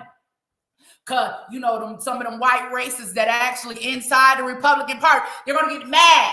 Oh, why should we do anything for them? They're always killing each other anyway. They don't give a damn. So they're going to be this Mama King. Mama, let me finish my live in about 5 minutes. I'll call you right back. All right. So I think that, there are some black Republicans that need that white support from the right Republican Party, right? Because that's where your funding comes from. I get that, because we know ain't no Democrats, right, gonna fund no black Republicans. And we know that it ain't enough black Republicans to fund black Republicans. So you need that white Republican support, right? So I believe that there are a lot of black Republicans in office that aren't going to say a thing because they don't want to upset their base. They don't want them white folk to know that, boy, I actually for my people. I honestly believe that it is going to be a radical white Republican, right, that understands where I'm coming from to be one to introduce this legislation. Now, God forbid that happens. God forbid a white Republican stand up and say, you know what, the Democrats full of shit, they racist as hell, they don't care about the black community. I'm going to stand up and I'm going to introduce this legislation, and I don't give a damn who get mad. I see a white Republican do it. I don't see a black Republican doing it. Please prove me wrong. I don't see black Democrats doing it either, because they're too worried about, right, controlling the narrative, which is all about abortion and sexualizing our children. Let me shout out to people that tuned in this morning. That somebody talking about why didn't Trump do it? What you wanted Trump to do? Trump ain't the one that gave the Asian Americans a hate crime bill either. Why y'all always bringing up Trump? Do you want to talk about what Trump did do? Do we want to talk about what Trump did do for black Americans? Do we want to talk about that? Because Trump has done more for black Americans than Barack Obama, right? And Joe Biden, if we want to be clear. Now, I ain't here to defend Trump. All I'm saying is I wish Trump was in office right now. Because if Trump was in office right now, baby, guess who will be at the White House with this agenda? Me. Because I don't give a damn who get mad. That's what will be taking place. That's what will be happening. I wish Trump was in office right now. You know why? Because at least black people would have a seat at the table. And our voices would be being heard. Huh? Yeah. Now, Bigo, shout out to y'all for tuning in this morning. 40 people in the lights. I appreciate y'all. And listen, it don't matter who believe it. I was there. Like, I don't have to argue with people about what took place. I was there. Tell me what y'all done got from Joe Biden besides free abortion and the Equality Act. And the Equality Act wasn't nothing about equality for black folks. The Equality Act that they passed was all about our children having the right to be gay. That's the only thing the Equality Act was about. They went in and said, we passed the Equality Act. The Equality Act was all about sexualizing your children. It wasn't about us being equal. Because if it was about us being equal, then we would have this same legislation that Joe Biden and his administration just passed on the behalf of the Asian community after they were murdered here in Atlanta. We going on 10 days now. It ain't take them but 3 days to act for the Asian community. We going on day 10 right now. I don't see no action. In fact, they quiet. Now all of a sudden, it's monkeypox. Y'all ain't heard about no monkeypox in your entire time living in America. You might have heard about it one time in school somewhere. It ain't never been no threat about no monkeypox. Now all of a sudden, it's on the monkeypox. They done already changed the narrative. When that shooting happened down here with the Asian community, we heard about it for 2-3 months. 10 black elders in Buffalo, New York get murdered. All of a sudden, the media, everybody, then already switched the agenda. Now it's all about monkeypox. I ain't got monkeypox. I don't know nobody with monkeypox. I ain't never met nobody with monkeypox. I ain't never seen nobody with monkeypox. I'm not saying that it's real, but can we stay focused on what is really happening for us? I'm just asking. If Trump decides to run again, you damn right I'm going to say vote for Trump. Why? Because I know I got a seat at the table. Why? Because the first thing I want to talk about is how he left office with that $500 billion platinum plan on the table for us. Trump said, I got y'all $500 billion specifically for black businesses. Joe Biden said, if you don't vote for me, you ain't black. What y'all do? What y'all do? Because we thought it was funny? Huh? What y'all do? You ain't got not nan representation of black life out of Joe Biden's White House since he been in there. All the people they telling us, oh, Kamala Harris, she's the first black vice president. She ain't interested in nothing black. Married to the white man. That's her business. But stop telling us to choose black when they don't choose black. Ketanji Jackson Brown, I've given you the first black woman vice president. I've given you the first black woman to sit on the Supreme Court. Just quit telling us to be hyped out about a black woman who don't marry black for one thing and can't even define what a woman is. You want me to believe she gonna stand for me because she a black woman, and then when they asked her what a woman is, she wouldn't even define it? You ain't for me, you for you. Y'all thinking these people going in office because they for us. No, they're about them. Anyway, y'all, anti-black hate crime bill is something we demanded. We demanded. I don't care what your party is. This is one of them things that we can stand together on, regardless of what your party is. This needs to be a demand. If your skin look like mine, this needs to be a demand. You need to be calling on the people in your party, just like I need to be calling on the people in my party. You all need to be over there, and you need to be signed up to the mail letter list. Sign up to the mail letter list. Let me go in here right quick so I can thank the people that supported this morning. For those of you all that did send a cash app, I really, really, really, really appreciate it, and I'm so grateful for the continued support. First of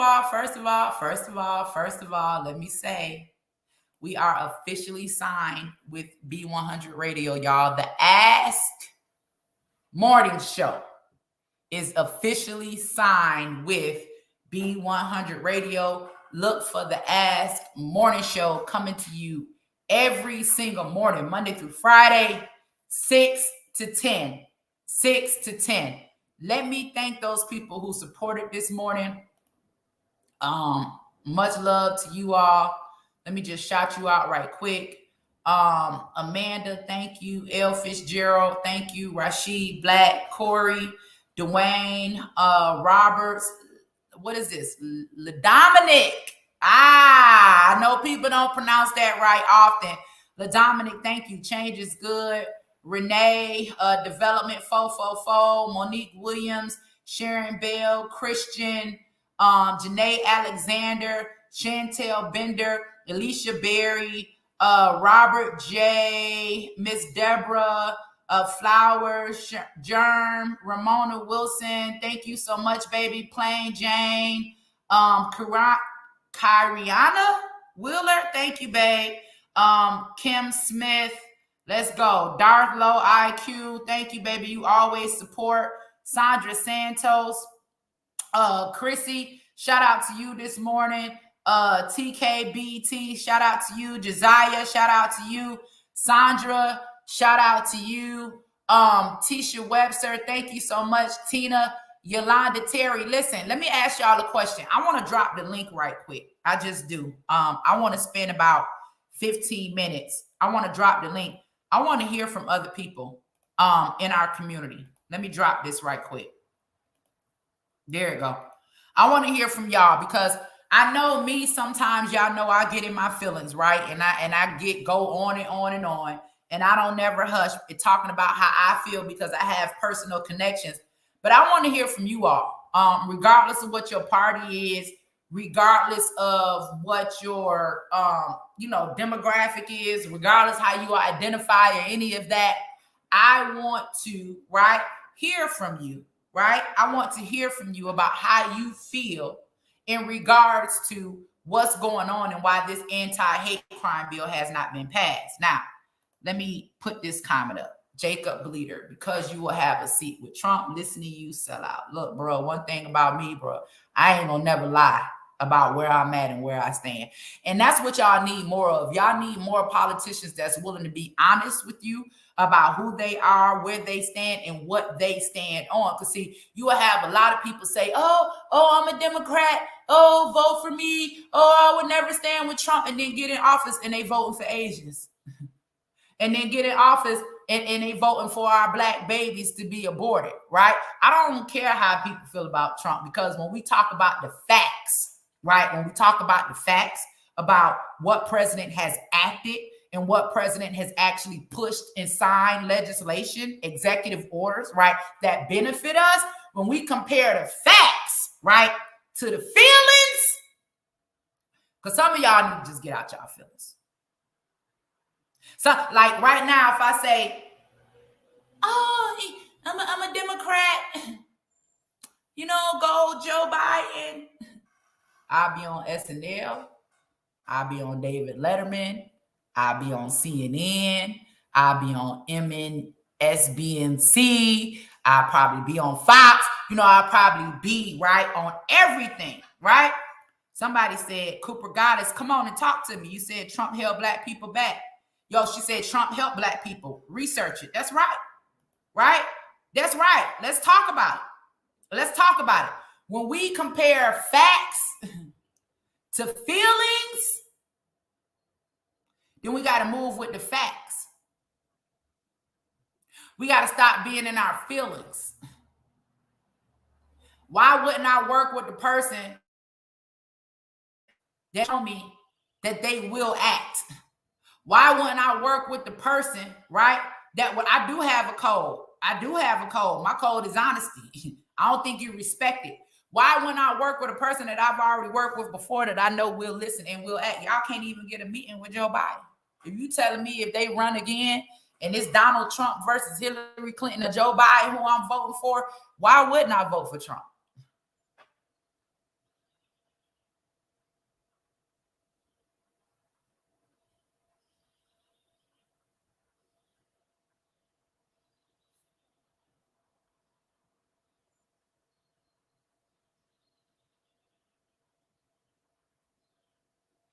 Trump, the reason why y'all woke now.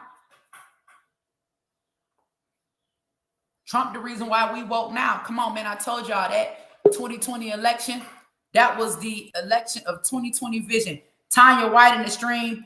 I'm getting ready to add her up. I'm dropping the code for a bunch, some more y'all. I want to use about 15 minutes to talk about how y'all feel about what's going on with this anti-Asian crime bill being passed 3 days after Asians are murdered in Atlanta, but 10 of our elders murdered in Buffalo, and we don't have, right, any legislation being introduced.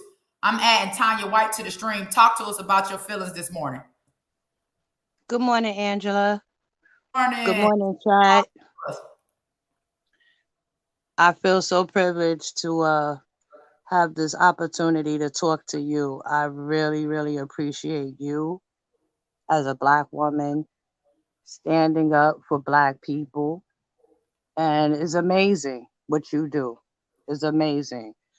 I'm a native New Yorker, born and raised Brooklyn, New York, and I'm disappointed. I'm disappointed in New York. I'm very disappointed because the New York I grew up in, we come together. We come together, especially the Black community, and I grew up in the hood. And when tragedy strikes, we always come together and support in all kind of ways. So I'm very disappointed with New York State, the people of New York State. Like, where's all those hard rocks? Brooklyn stand up, Queens, Manhattan, like all of us. Where we at? I'm here, but I can't do it by myself. I can't do it alone. And me speaking about it, people like they hypnotized or immune or don't give a damn. I don't know. I don't know what it is, but the bite is gone for New York State. The bite is gone. Only bite we got left is for LGBTQ. That's the only bite we got left. Because let something happen to one of them. You know? Yep, that is so true. And they stick together, but we need that community to stand with us because my son has a huge, huge outreach in the LGBT community. And my thing is, like I explain to them all the time, we got a skin color before we come into our sexuality, right? Before we ever decide what we like, whether it's male, female, whatever it is that we're sexually attracted to, we have a skin color, right? And we need to be loyal to making sure that we have equality based off of us being mistreated, right? Or suppressed or whatever because of the color of our skin. And I ask people to explain to me all the time, what rights don't LGBTQ have? Like, why are we still fighting that fight? They're able to marry, they're able to sexually transition, they're able to adopt children, they're able to have jobs, they're able to do everything. What do they not have? So what I'm asking is, our people that's in that community that you have your rights, come back over here. Come back on this side. Now that you've accomplished that, come back over here and help us fight, right? For what we're trying to fight for, which us being mistreated because of the color of our skin. We see right now that they'll give you more rights if you identify as Black and gay than just Black. So this is most certainly about us and our skin color as a people than it is about any type of sexuality. And I think that we need to stand together, and we all need to stand on one accord. So let me bring another sister on who just joined us to get her viewpoint. Sure. Nichelle, thanks for joining us. Talk to us this morning. Hi, Angie and chat. Good morning. Good morning. I am 52 years old, and I knew that things were bad, but I never thought that this would be something that I would be experiencing in my day. Right. Mm-hmm. This has me infuriated. Mm-hmm. And I'm to the point where I feel like I'm about to lose control. I want to pop some caps. Mm-hmm. Baby, when IT them say they about to strap up and start popping some caps, that means it's time for us to get business. But no, for real, like, this is really how we're feeling. Like, absolutely, this is how we're feeling. They're talking about mental health, and they're talking about what's going on with the Asian community after only 11 months. Us as the people, we've been enduring these same heinous crimes against us for the past 400 years. Why are we not important enough? And what is going to be enough? What do we do? Right. What do we do? Because it's you, it's me, it's the lady who just entered the chat. It's so many others that feel the same way. But we are all scattered and we are afraid to come together. And when we do try to come together, it's sabotage or it's frowned upon. And we get discouraged. The bite is gone. It's not a lot of people that's gonna bust some caps. You got to be willing to stand up for something. If not for yourself, think about the ones behind us. Like you said, Angie, the babies. I'm a grandmother. I think about my babies, my grandbabies all the time. What kind of world we leaving for them? What kind of world we going to leave behind for them? We got to do something. We got to do something to help them out behind us. My sons are grown, and I'm speaking about their sons. Yes. So you know where I stand. I have 4 sons in my life. 2 I birthed and the 2 they made. So what am I gonna do? When are we gonna stand up for them and set them up? Like how the other races set their children up, their generations. That's right. Listen, stop by Hustler Locks.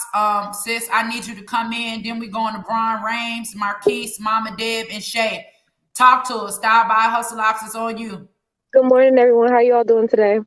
Wonderful. How are you? Good. Thank you for allowing me on your panel, Auntie Ange. I have 2 things to say about this topic. The first thing is, clearly, our president does not respect us in a way in which he respects the other community, and we have to look at the interest convergence as well. So, for some reason, our president thought it was a good move for him and it will work out and benefit him in the long run to sign an executive order for the Asians because of what happened in their community. But for some reason, he doesn't feel like the same thing is needed for us. And that's a problem within itself because he signed an executive order. So we can skip through all the steps and he can make this something, but he's choosing not to. So we all have to recognize that that's a serious problem and ask why. Why don't our interests converge with the white elites, the white middle class people? And then I also wanted to say on this topic, rest in peace to all the souls that were lost in Buffalo. However, I do think there's a bigger agenda going on, and it's specifically targeting the Black community because the Black community, if we focus, like you keep saying, if we focus on the issue at hand, I think that we'll be able to discern much quicker and come together, and we can form an exodus out of not America, obviously, that we belong here, we're rooted here, but we could form our own society, and that's a problem. It's a lot of things that are happening to our people, and I do think it's a distraction, and I do think that we should have a common goal and stay focused. I agree with everything you just said. Let's go to Brian Rise. Let's hear from a brother, Brian Raines. Talk to us for a minute, bro. What are we doing here? You there? Brian Raines, you there? Let's go to Mama Deb. Mama Deb, talk to us. Then we're going to go to Shay. We'll come back to him. I'm asking the same question. Where is T.I.? Where is Mike? Can y'all hear me? Where is all of the celebrities, the athletes, LeBron James, Beyonce, Jay-Z? Where are all these people who encouraged us en masse to vote for Joe Biden? When these people were there encouraging us to vote for him, it was on the pretext of us benefiting from that vote. We have not benefited. In fact, we have been set back. I want to give an example of some of my family members have been, the family is, we're entrepreneurs, but some of the family members were applying for small business loans, okay? The Valley in Texas is nothing but Hispanics and illegals. And that's where they were concentrating on approving the loans for, not in the Black community. So there's a bigger agenda happening. I believe that our people are they're trying to erase us and replace us, as Joe Biden has shown us by favoring the illegals, the LGBT, and all of those people. So, us as a people, what has happened to our elders and our community, we need to shout loud and strong. We need to get together and we need to fight this and get our people and their families, all of us, what we deserve, because we are American citizens. They are giving our money to Ukraine. They are not giving our money back to us. Black people have been neutralized in so many areas. Black men have been neutralized by this system. They're not voting. They're not standing up. I don't hear DL Hughley. He had so much to say about Kanye West and Kim Kardashian. What is he saying now? I want our Black people to come together. This is a fight that we are fighting for our very existence, family. We are fighting for survival. And we have to act like we're fighting for survival. We need to use every resource we can. We need Ice Cube back up in the front. We need Angela. We need all of our people and resources together to fight this thing. And I want to encourage all of our people to love one another, support one another, circulate that Black dollar within us, because we are fighting for our survival. And that's all I want to say. And thank you, Angie, for having me up.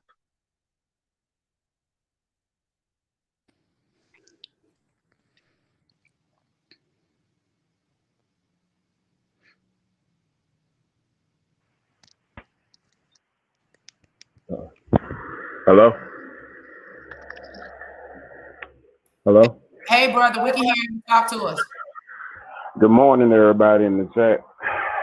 It's so much I want to say, but it's so much I can't say due to the platform that you're on or whatever the case may be. I will say this. The fact that they approved this anti-Asian hate bill 3 days after that shooting or massacre that took place in Atlanta, that was to be expected. This is a part of a whole nother agenda, a whole nother scale of things that's getting ready to come about here in the near future soon. So you got to pay attention and watch. See, they've been targeting us for the longest of time since we have been in this country, or whatever the case may be. Mind you, in 1871, white folks didn't make themselves first-class citizens until then. So if that helps you out a little bit on what I'm speaking on, then cool. If not, then I might have to hit it at another time. But needless to say, these people do not have our best interests at heart, and nor do they care about us. That was shown when he went to Buffalo and he just stood at the memorial, did his little gesture, and went on to go speak at the rec center and saying that white supremacy, aka white inferiority, is a poison. This has been a part of y'all's history, not this land's history, but this country's history since its inception. We are being replaced, we are being erased, and we're being wiped out with no regard. And the same entity that has us enslaved and encapsulated right now is the same entity that's continuing to destroy us. We need to put our resources, despite our differences, behind each other. See, I tried to convey this message to an associate of yours that you hold dear, but nobody heard me then. So hopefully they hear me now. We have the resources to do it, but we got to stop letting these egotistical things that are in this world and in society that are holding us down, not hold us back anymore. And that is the problem. We don't know who to trust. Everybody they put out here in front of us, again, Lyndon Baines Johnson said it. If you're going to have Black leaders, I'm going to give them to you. We got to stop saying we Black, because we not. We not Black. That's what they labeled us. Our ancestors are Indian, native, aboriginal of this land. They labeled us Black Indian. They labeled us Negro. They labeled us colors. They labeled us niggers. They labeled us African American. They labeled us black. That's what they have done. But see, in our community, we too busy trying to be something else that we really ain't just because they said so. So until we stop saying that we are black and agree that we are native aboriginal of this land, and there's ways to prove it. All we have to simply do is reach out to the proper resources and get the information required to do so. Dane Calloway has some of those resources, but those resources are available in the Library of Congress and several other places. But I'm gonna make this as short as possible. That's what we need to do because it's apparent that this government is not gonna do anything. And the one that is doing something or is trying to do something, shout out to former President Trump, they gonna try to railroad him again. And I know they're gonna try to railroad him again. It's coming. President Biden stated that he is going to kill to get this election. Now, if that don't ring any bells, if that don't make the alarm go off, then what are we doing this for? And that's all I wanted to say. You spoke this morning, bro, Rames. Shay, it's on you, sis. It's your turn. Then we're going to Shawnee, Marquise, and then I got Kodafi in the back. We bringing him in. Talk to us. Shay, it's on you, sis. Okay, good morning. Thank you for having me on. Good morning. Thank you. As far as the anti-Black hate crime bill, my feeling on that is the reason why they have not pushed it or even talked about it is because they don't want to. I don't think we have to think too deep about this. It's not deep. It's right there. They don't want to do it, and they want to continue to brutalize us, and they want to get away with it, and that's that. They want people to understand that this is what you can do. The message is clear. All the examples of years and years upon years of them doing that has never changed. The only thing that is the problem is that Black people, they just want to pretend like what they know what's happening. They want to know why, which we shouldn't even ask why, because they pretty much are saying it by not doing anything about it. And two, Black people are not living in their reality to understand that this is happening and that you must fight back. Okay. And they also are going to, be more, quick to respond to agents because they have allies. We don't have any. It's just us. So that's that. It's also, I feel as though it's also used to not push the bill. It is also used to make us feel defeated. We feel defeated. It's also, used to make us, go into more of a docile mode and not a fight mode. That is clear. It's psychological and physical warfare. Now, the thing is with Black people who are not putting themselves to sleep, because to be honest with you, I think we're up now. I just think that most people are actually waking up, seeing what's really going on, and they're actually rocking themselves back to sleep because they cannot take it. We're not living in our reality. My thing is that I'm like you, Angela. I do feel like either party, just they not really with us. It is two sides of the same coin. I do believe that we need to protect ourselves. And if you are not willing to take care of yourselves, protect yourselves, you need to leave, because it's no joke out here. You can play around, you can go out, you can smoke your hookah, you can try to rock yourself back to sleep. I don't care what you do. The reality is, if you are not ready to fight, leave. For all the people who live in states where the guns are almost, pretty much super hard to get, or you can't get them, you need to leave out of those states. If you read his manifesto, that was one of the reasons why he targeted that place. You need to move somewhere where you can protect your family. And I'm not saying that it's going to work in the court system. I'm not saying you're not going to do any time or that you may not have to fight behind bars. But what I'm telling you is that we have to send a message too, is you're not going to come around here thinking that you could do what you want, whenever you want, and how you want. Speak. So that's how I feel also. I do feel like when it comes to Black people, it's not just about being called Black. We have to get back to where you are teaching your children, because I'm almost convinced my age group, which is like 44, we pretty much, oh my God, it's like We're almost lost. Black people, teach your children about having Black pride. Black pride starts within the home, inside yourself, and then it works its way out. What is happening? People are mad that Black people, oh, they don't fight, oh, they don't support the Black community. But how did you teach your children? Do you have Black artwork in your house? Or do you have magazines with all these white people in there? Do you have Black faces on your wall? Or do you have a whole bunch of white faces on your wall? Are you wearing t-shirts with white girls' faces on it? Or do you demand that your children wear shirts with faces that represent themselves? See, you have to start there. It starts within the home. If you're going out and you're wondering why all your friends only got white friends or only like white girls and white boys, because you're not teaching them anything. You're teaching them multiculturalism. We are the only people that practice multiculturalism. Nobody else practiced that. You have to understand that being Black first, that making sure that everything you do and how you show up in the world as Black first, you are not racist. If you ever thought you were racist because you love yourself, because you wanted to reproduce yourself and not wash yourself out, because you prefer a Black woman or a Black man, if somebody told you that is racist, that is because they are against you. They don't want to see you survive. They don't want you to continue to populate. Get it out your head today. You are not racist because you love yourself first. You are not racist because you teach Black pride. You are not racist because you want to shop Black. You are not racist because you want to buy your weed from Black people. You are not racist because you teach your children about Black artwork. You are not Black. You're not racist because your favorite color is Black. You have to start there, and then you will fight Black. Once you get that part, trust me, you will fight Black, marry Black, buy Black, everything Black. And that's all I have to say, people.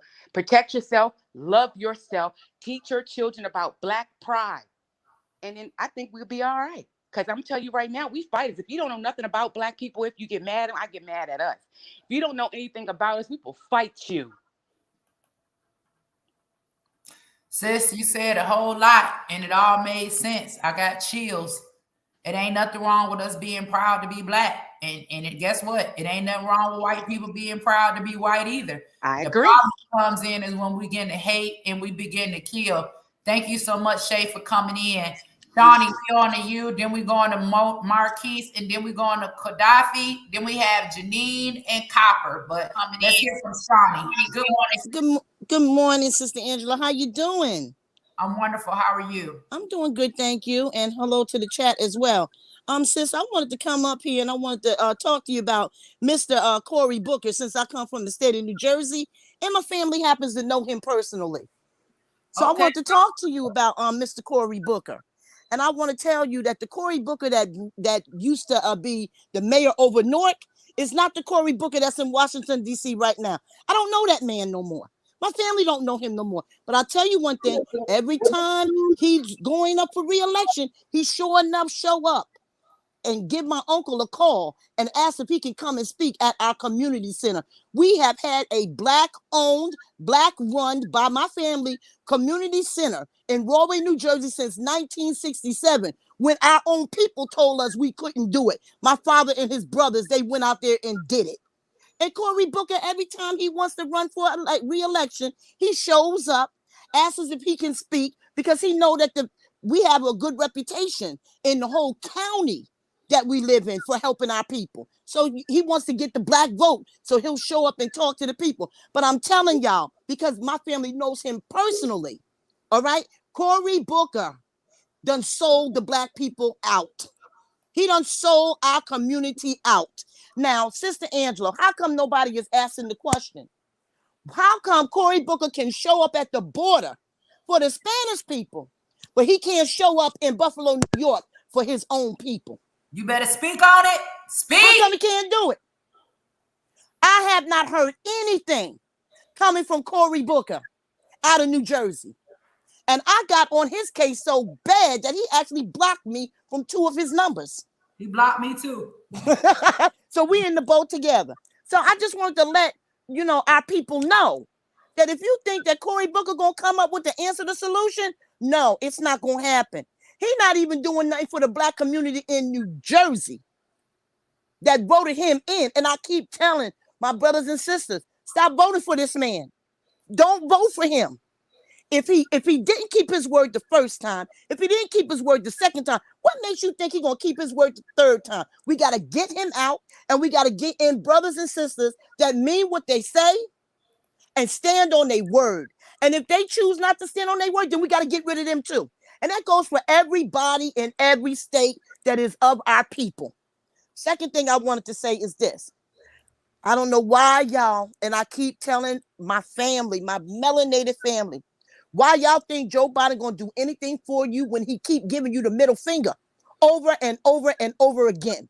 How come you didn't research this man's record while he was running for election to see that this man stood with he got a picture, Sister Angela, out there with one of the most racist senators ever in the history of the Senate.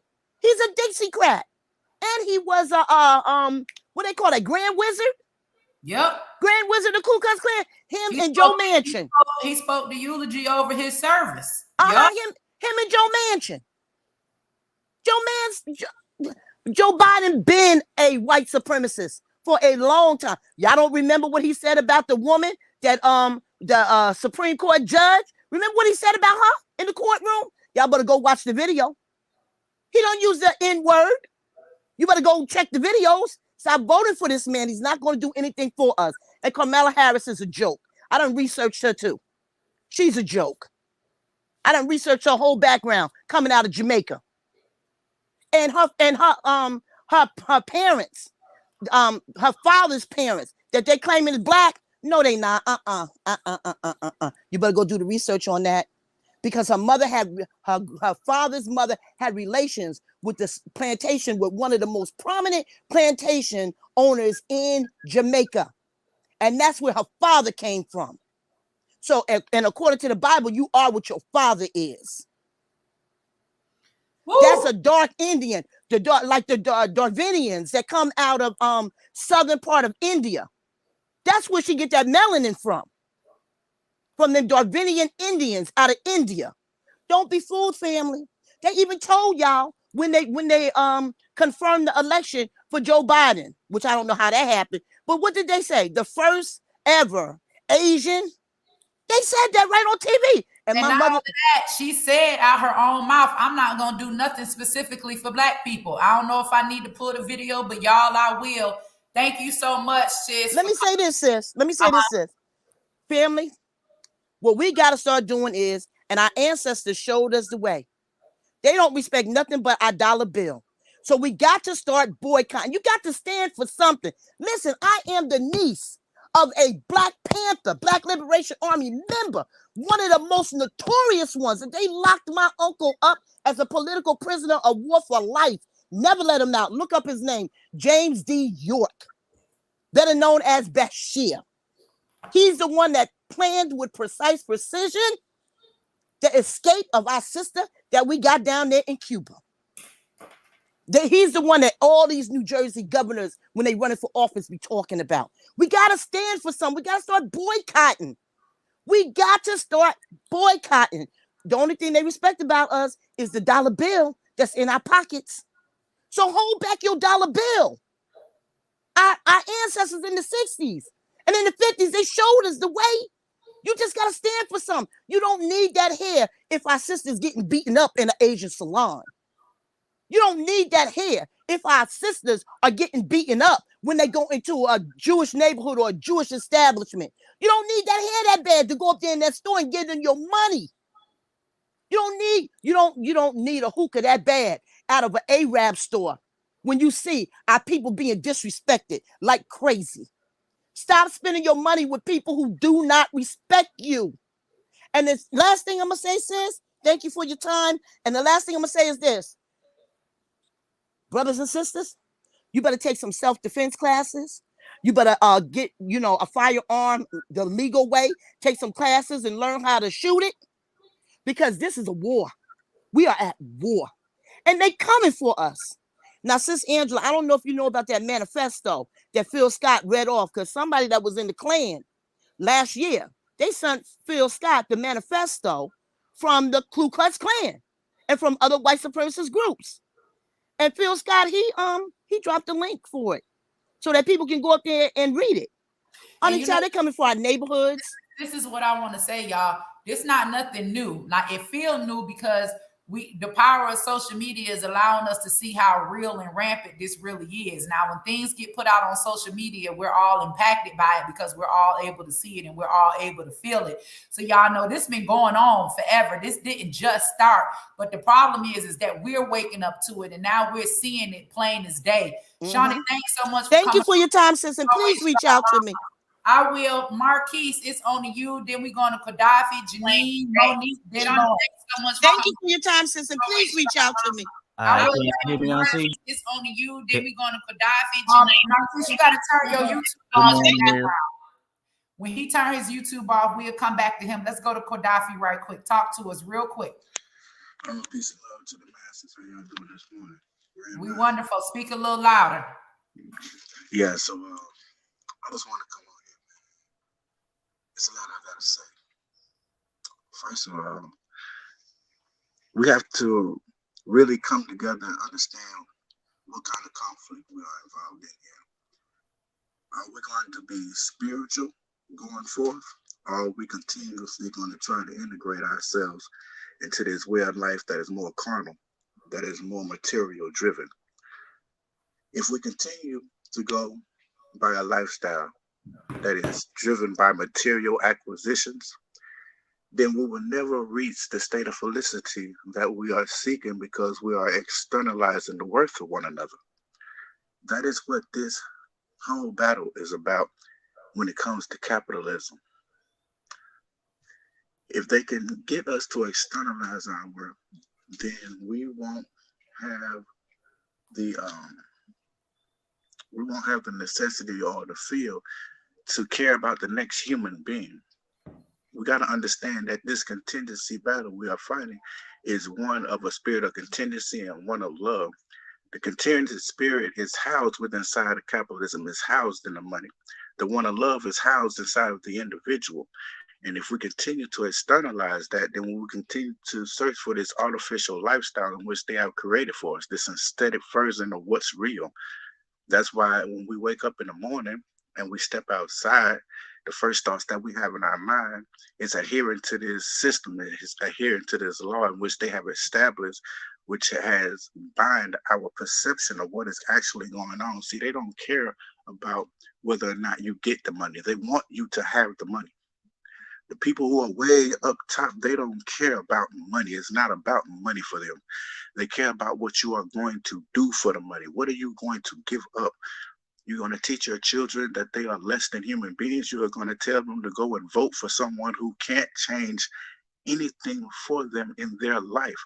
Only person that can make a difference is you, the individual who understands their worth, who knows who they are. Money will not allow us to do that. It will continuously have us searching for things outside of ourselves to justify whether or not we are blessed or whether or not we have lived a satisfactory life or successful under the terminology or ideas that these Europeans have established as being the criteria for success. Now, I promote a message of love. It has nothing to do with your race. It has nothing to do with your gender, your sexual preferences. The only thing that matters is that you're a human and that you are here. And that's divine. That's a divine revelation. That's divine life, because every morning we wake up, you feel the sun, you feel the wind, you smell the roses, you hear things, you see people, you see faces that you love. No matter how much somebody may be praying on your life that you died the day before, whether you was out there smoking crack or whether you was in the house taking care of your family, those individuals are still here. And you see those individuals day in, day out, week in, week out, hour in, hour out, no matter how much you hate them, because the universe has decided that they are a blessing, that their presence is needed here. And if we continue to teach our children that they are defined by their material acquisitions, then they won't see the worth in another individual. Matter of fact, when we walk down the streets and we see somebody laying on the side of the concrete, half dead in the rain, which is going on right now and happened a lot during COVID, people will walk over those individuals believing that they don't have anything to offer or they don't have the ability to change that individual's life. When the only thing they have to do is stop. and say, hey, how you doing? That recognition right there will change that individual. And they begin to get filled up with things. Even though you didn't give them anything material, you gave them a lot of substance just by that acknowledgement.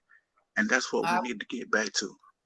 We do. You said you said a word, and I agree. Let's go back to Marquise right quick, and we're gonna try to get to Janine, Monique, and then Lawrence. Thanks so much for joining us. Marquise, talk to us. All right, good morning, everybody. Can y'all hear me?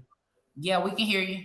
All right, I was just really want to talk about pretty much like I feel like our celebrities are pretty much paid opposition. You know what I'm saying? Like I feel like these people are put in front of us to intentionally lead us in the wrong direction.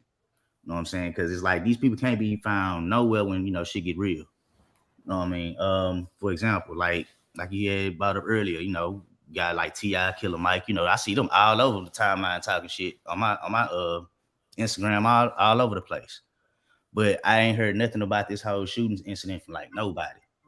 You know what I'm saying? And me, I'm from Texas. You know what I'm saying? I mean, I wish a motherfucker would, because I'm a proud gun owner, and I'll take a motherfucker to Baghdad.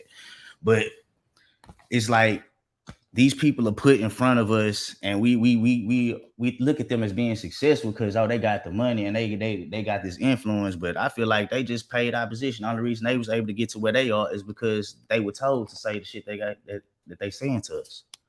So I feel as a people, we need to start supporting them all together. Like all these black celebrities who we go listen to their music and go look at their movies and go buy their products and shit, man. We need to just cut that shit out and stop supporting them people all together. Cause they not supporting us when we need it. They not on the front lines yelling. Like I see you get the business, Angie, like every day from motherfuckers who just, they ridicule you because of who you affiliate with, which the nigga ain't do nothing but bless our game, truthfully, but they ridicule you because of who you hang with, yet they don't even acknowledge the work that you're trying to do in the community. You know what I'm saying? That is what I got a problem with.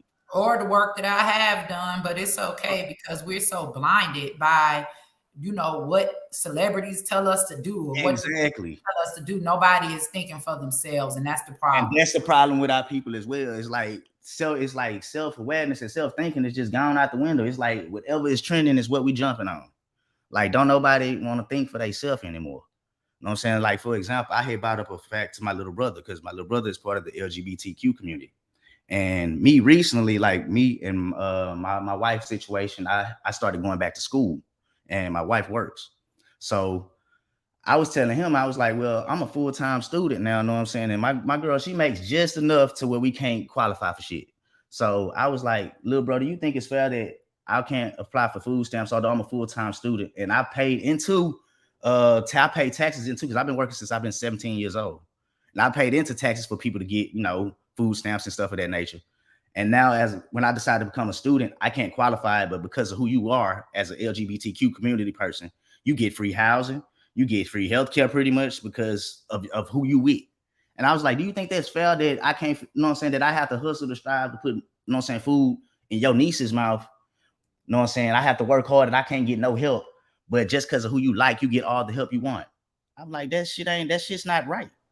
Know what I'm saying? And you haven't even been working like I've been working. Know what I'm saying? But that's a whole nother topic. It's just the whole point that the way that black people are being deceived and led by these puppets in front of us is getting to the point where it's just sad. Because it's like I'm starting to become almost ashamed of our people because I feel like, damn, like, are we really this stupid? We can't be this stupid.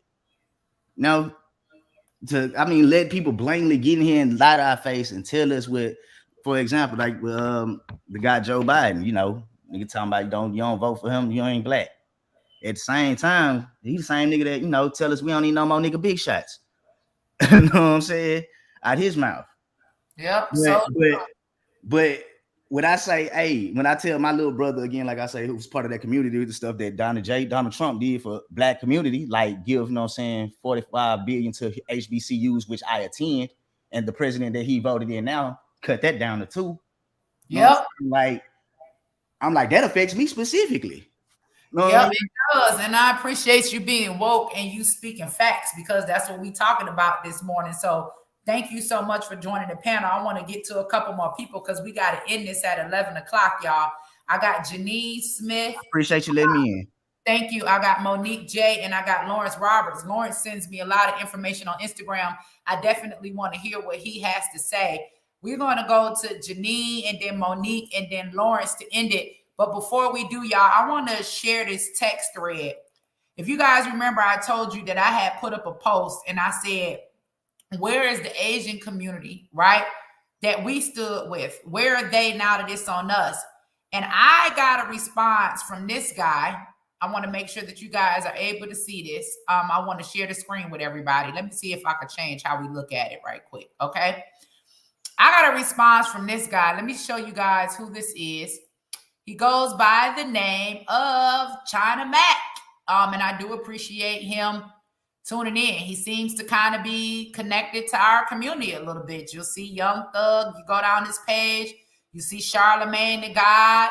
And so this is what he had to say. So, and you all tell me how you feel about this conversation. So I put here, I said, where are all of our Asian friends that demanded we stand with them? Stop Asian hate. I said, crickets. He responded and said, hey, just wanted to tag on your, just was tagged on your post. And I must say that this is unfair. What happened here is completely wrong, and I'm sure most Asians would agree. But to be honest, Asians are not standing up or speaking out for our own tragedies. There has been several mass shootings targeting Asian people within the past few weeks, and the Asian community rather mind their business and pay no mind to it.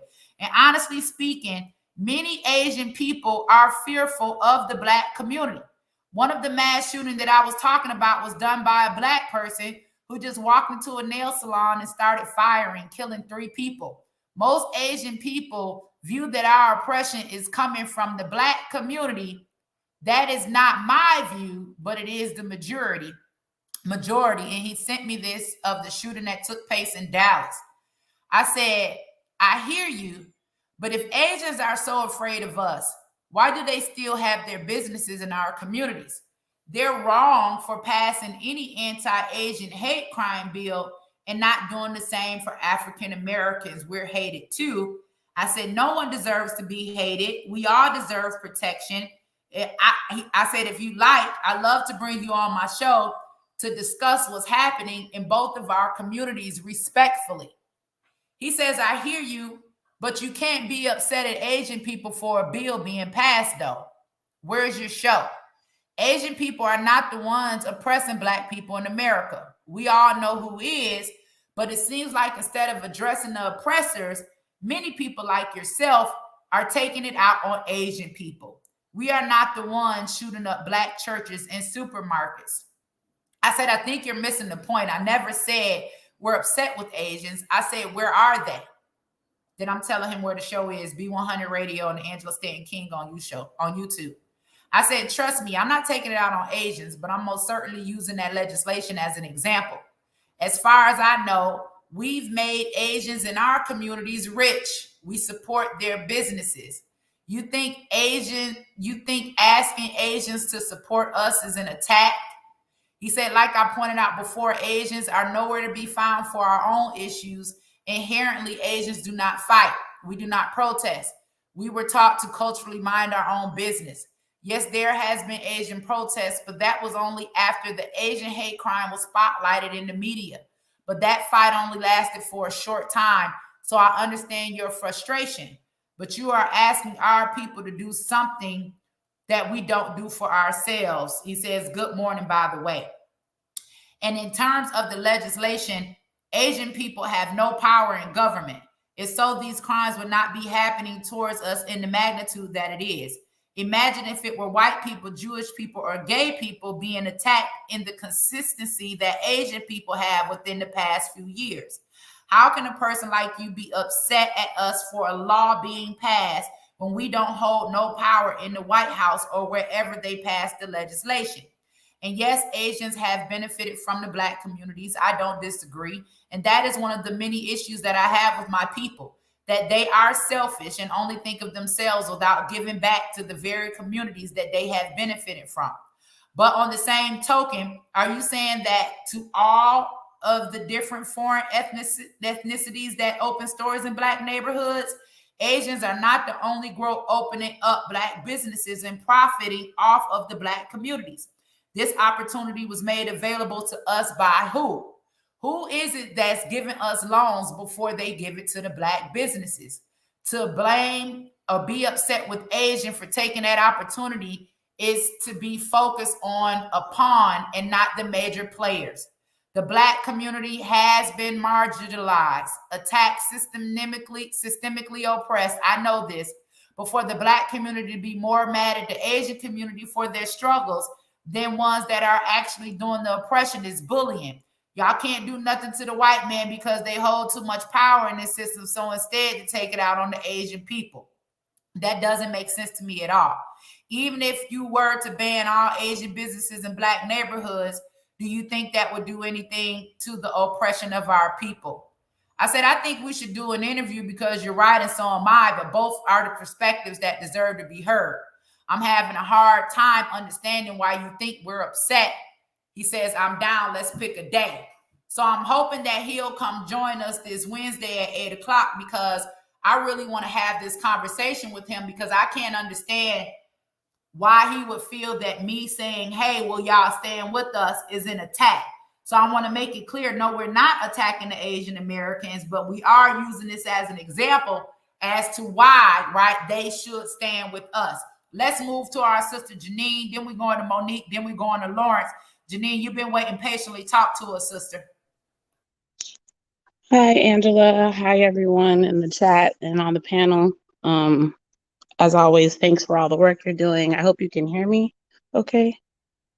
Yep, we hear you coming through just fine. Okay, cool.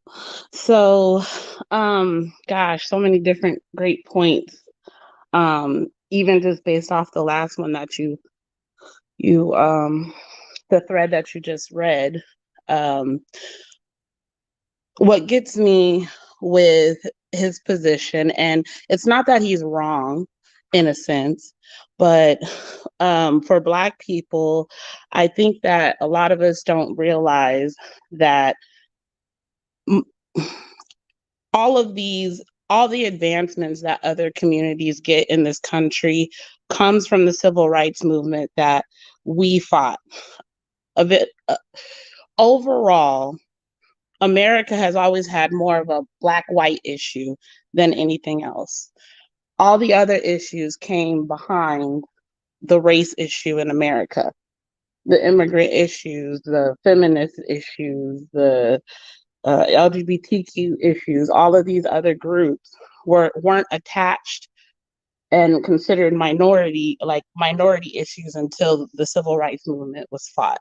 And so during that time, they make it sound like all these communities came together and helped fight, for rights, but it wasn't all these communities actually came together. It was mostly Black people fighting for the rights to be able to be considered citizens. And then all of these other minority groups were tagged on to the 14th Amendment. Right around there, Prohibition came about. I mean, not Prohibition, I'm sorry. The feminist movement was, beginning to start up, but none of those things got as far as they got without the Black plight. And it seems like now that we're here today, I'm seeing a recreation of the civil rights movement. It's all the issues that are being pushed forward are basically off of Black plight, the Black plight as usual. So when you're asking him, where are the Asians at in this? And now he's trying to separate it. I find that interesting because it's like you guys always want us to be a united multicultural front when they want a specific agenda that includes the rest of those communities. But then when we single things out and try to get things for our community, now it's a whole, oh, well, the reason why this is happening is because our community is doing this, and why are you blaming us for why you can't get what you get? You need to go talk to the white power structure. Well, I thought we were all allies. I thought we were all great. And that's why I don't really follow that whole ally thing too much, because it gets very segregated all this all of a sudden when it's convenient for them, but they only want to be multicultural when it's us. So that's just one thing. But really, I wanted to get on here and just point out the most important thing that you said in the first part of your talk was that you could get a seat at the table with Trump. That is the most important thing that Black people need to understand about political education, political science. If you don't have a seat at the table, you don't get anything passed for you. And a lot of times, they always, like I said in the beginning, they use our plights to um, move other agendas. And then all of a sudden, they all have representatives and seats at the table. Like this Asian bill, like you said, he's saying they don't have nobody Asian that passed the bill, but it was an Asian person who presented the bill. They had a seat at the table. And then other groups found value in Asians, apparently, and supported their bill. Where is our leaders that have seat at the table? The civil rights leaders that we have, like I rewatched that Joe Biden meeting with the so-called civil rights leaders that he met with a little bit after he got elected, and it was just listening to them talk. They sounded like employees of his. Matter of fact, if you go back and watch the entire video, at the end of the video, one of the gentlemen says, at the risk of being fired, Mr. Joe Biden, you're over your time. So why would you think the president would fire you if you're supposed to be a representative and a leader? That does, like, they sound like elected, they don't sound like elected officials. They weren't voted to be in these positions. They were appointed by Democratic leaders to be in these positions. Who appointed Al Sharpton? I didn't know anyone on that panel, but they just mentioned things like the NAACP, the Urban League, or they mentioned the civil rights movement, and that automatically gives them a representation of the Black community. That makes no sense. That's not a seat at the table. We keep putting ourselves in positions to not have a leader, and we're allowing either party to appoint people for us, and that's why we're not getting anything resolved. That's why the Asian community can get farther, the LGBTQ people can get farther, because they make sure they get a seat at the table. They make sure, so they put pressure on people to actually represent them. We don't do that. Instead, we just, attach ourselves to certain arguments, just like we did with Black Lives Matter. Black Lives Matter wasn't something that we came up with as a group of people. From the looks of it, it looks like 3 women came together, put it together, and market it as a marketing scheme. Like, they made it a business or a nonprofit, but still was able to profit off of it. And they can't even be seen fully as wrong for doing that, because it's more commercial than it is like activism. And we attached ourselves. A lot of our people attach themselves to that group without really thinking and understanding that they aren't representations of you. So how are they going to get police brutality resolved? And then you're giving them all types of money. They were marketing. I really think that the Black community has to really focus on political education and political science very hard in our community. I feel like our ancestors back, in the late 1800s and early 1900s, they went through hell. They had just got free. They had nothing, but they built successful towns, areas. They became senators. They got really involved in the Republican Party, and they chose the Republican Party because that aligned more with their ideals, and it also gave them, they knew that they had a better chance of applying the laws and getting things done for themselves with that party. It wasn't that they thought the Republican Party was like the best thing on sliced bread. It's just they understood the position they were they were in. They studied politics and how the way these people move, and they put themselves in a position to get seats at the table. All that was destroyed with black codes and lynching and so on. And that is where people want to get to talking about reparations and stuff. I get that, and I don't completely disagree with that. But I just want people to recognize that the reason our ancestors moved that way was because they were intelligent enough to be politically savvy, to understand the game, to put themselves in positions to get things done. You can't get anything done without a seat at the table. So Katanji can't represent us. She's an appointed leader of the Democrats. She's not appointed by us. But yet again, we're attaching ourselves to her as if she has our values, as if she has a black agenda and knows it. She doesn't. She has a Democrat agenda, and Angela's been laying out what the Democrat agenda is, and most of us don't align with it. But we listen to CNN and MSNBC and then be like, oh well, Republicans are racist, so Democrats are all we got. No, it's not all we got.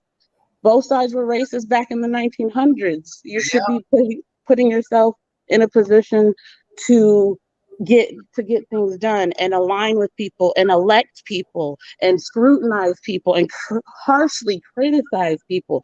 Like, if you are afraid to criticize someone because you want them to be in a position, you are helping Democrats hire someone.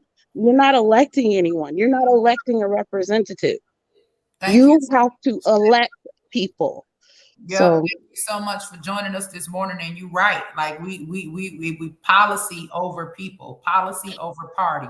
And that's how we need to moving forward. And whoever is going to help us get our agendas and our issues passed, so be it. It don't matter to me if it's a Republican or a Democrat, as long as they're willing to stand with us on what's good for our people. Let's move to our sister Monique, and then we move into Lawrence, and then we're going to wrap up. Monique, talk to us. It's your go. All right. Hey, good morning. First of all, just good morning to everybody. Angela, I want to just But first of all, let me just say how much I love this hair, okay? Because purple is my favorite color. So I love it. But go ahead, sis. We listen. Thank you. I'm in the bonnet now. That's why I ain't got it. But anyway, I watch you all the time. I do a bunch of different things, but I stand with what you say, and I want to quickly, because I understand that we waiting on the brother. So I just wanted to say one reason why I feel like we're not going to ever get an anti-black hate crime bill, because we keep speaking on the whole Civil Rights Act, right? And they believe that pushing what the Civil Rights Act says is what's supposed to help black people. But reality is they fit everybody in that scope, and it does not give any punishment to people who don't allow us to have the rights that we're supposed to have through the Civil Rights Act. And as long, and I tell people this all the time, I'm from a Democratic state from Chicago. And I talk to people all the time about, especially where I grew up at, right? Because we've always kind of believed that these particular people are on our side. But I keep saying, hey, I live in Texas now. And I moved to Texas because of what the economy was doing there. Reality is we cannot pay our bills with our feelings. And so what this other party does all the time, and I'm not with a particular one, I consider myself independent, but what I do is I'm factual. I have a daughter that's at an HBCU. I am a hardworking entrepreneur, and I want to be somewhere where people are pushing me and giving the ability for me to make money on my own. We keep expecting somebody to give us something, and they know that that's what we want. So what they keep doing is dangling the carrot in front of us. Hey, here's $1,400 here. Oh, here's an extra. Sis went out. Yeah, I'm sorry. Here's this extra child tax credit for this money, and then they don't tell you though that you're only going to get it for this year. You only going to qualify for certain things that you weren't qualifying before now, because guess what? All of this unemployment that we gave you. This unemployment that we gave you that was supposed to be so good for you, now you're not going to get some of the other credits that you were getting, because all of your unemployment was taxable when that didn't happen in the previous year. So quickly ending though, because I know I want to get to the brother, I just want to say that that's the one thing. going to get something that we won't stand together for and fight for. We're not going to get something until we figure out how to build our capital, how to make our money, how to use our money for what is for. Let it be our voice, instead of keep thinking somebody going to give us something, and instead of keep blaming other people because they said this or we heard they said that we don't even necessarily know is true. I've always been told the old adage, you want to hide something from Black folks, put it in a book. You want to hide something from Black folks, make them have to go research to find the truth about it. And unfortunately, that is where we're standing in this, and which is why we cannot get the help. We allow people to pander to us, to say the little simple things, put the people we think that are important in front of us who ain't none of them doing nothing for us. We got to figure out, stop begging other people. We need to get together and figure out how to do things individually for ourselves first, right? If I got capital, then I can join with somebody else who has capital, who earned it on our own, not who somebody else gave. So then that way I'm scared to talk or scared to say what I feel because somebody gonna snatch it back from me. So that's it. I thank you, Angela. I thank you for sharing your views. I thank you for being unapologetically yourself and not being scared to say what you think and how you feel. And everybody else, all my Black people, I just want to say this: stay woke, quit falling for the okie doke, and learn for yourself and build a kingdom for yourself. There are opportunities out here for you. Quit worrying about who want to hand you something and worry about the people who teach you how to get something for yourself. All right, God bless y'all. Thank you so much. Our brother Lawrence Roberts is on you. Talk to us, brother. You gonna wrap us up. All right. Good morning, Angela. How y'all doing? First and foremost, thank you for allowing me to partake in this conversation. I'm kind of late to the show because I had some appointments I had to take care of earlier today. Angela, in case you don't know, I'm from Albany, Georgia, and I'm from the east side of town of Albany, Georgia. And believe it or not, you probably know my folks.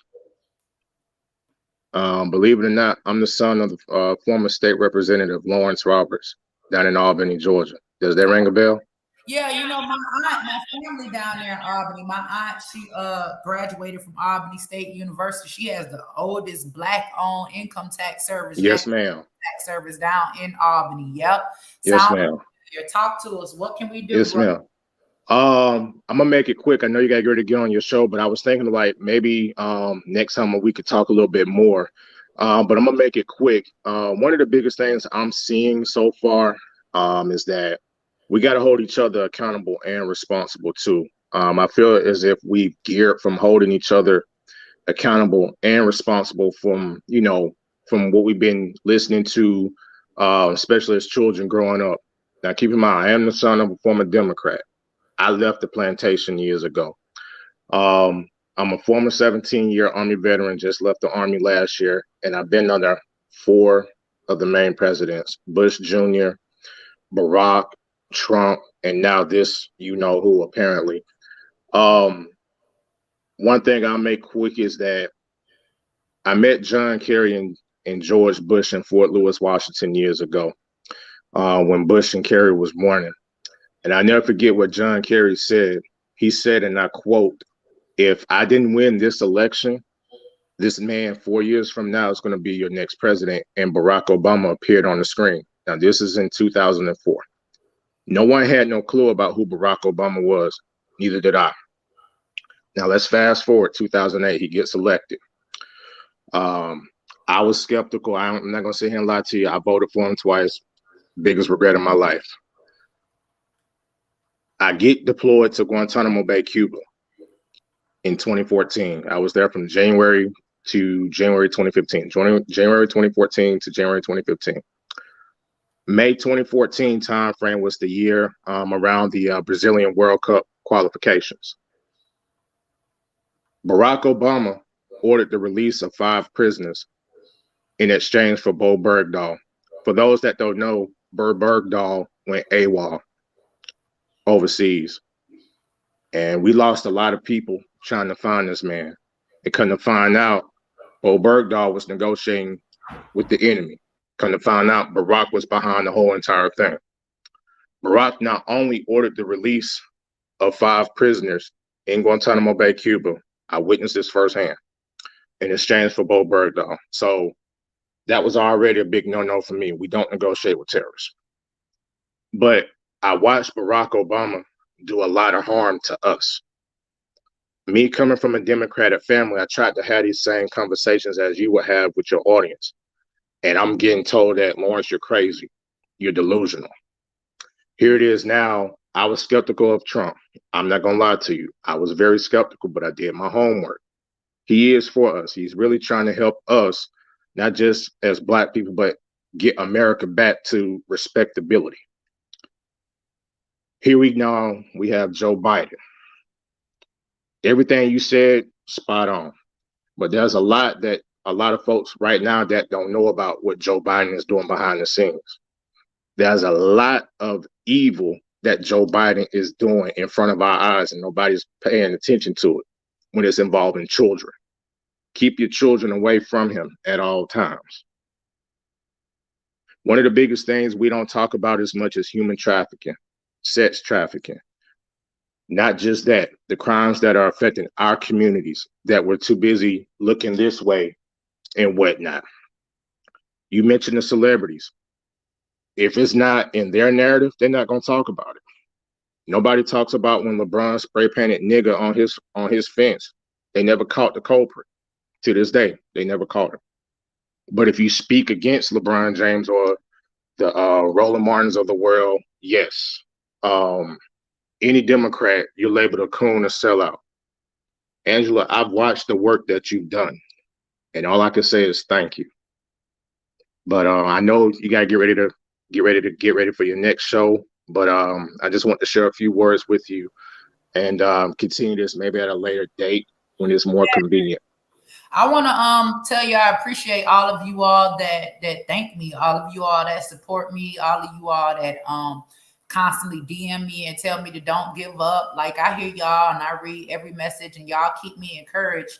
And the fact that more people are listening, yes, it is tough and I wish I could do more and I get discouraged. Like, I'm sitting here, I just got through texting Killer Mike. Let me turn the camera on and show y'all something. I'm telling y'all, like, I really, really, really be on it, man, trying to fight for us really hard. Hold on, let me show you. I checked. Here's me right here, if y'all can see it.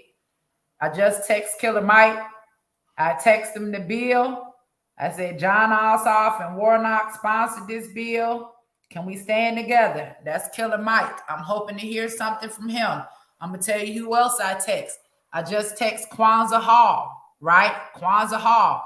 Asked him the same exact thing. Like, I have communication with people that are Democrats. I'm not saying be enemies. We're not. There's some things we can stand together on.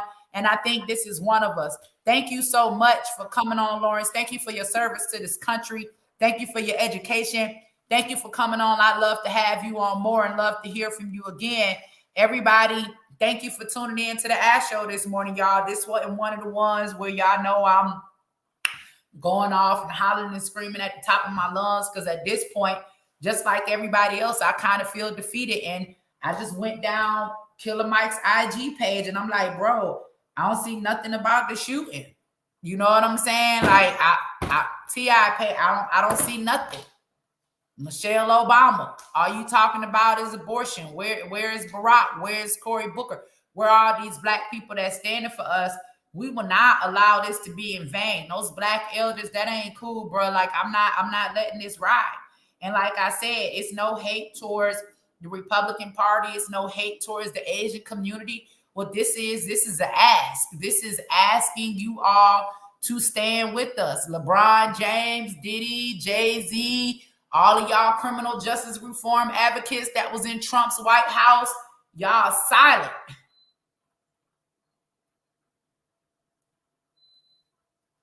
Who the real sellouts? Thank y'all so much for tuning in. Y'all need to make sure y'all subscribe down at the bottom.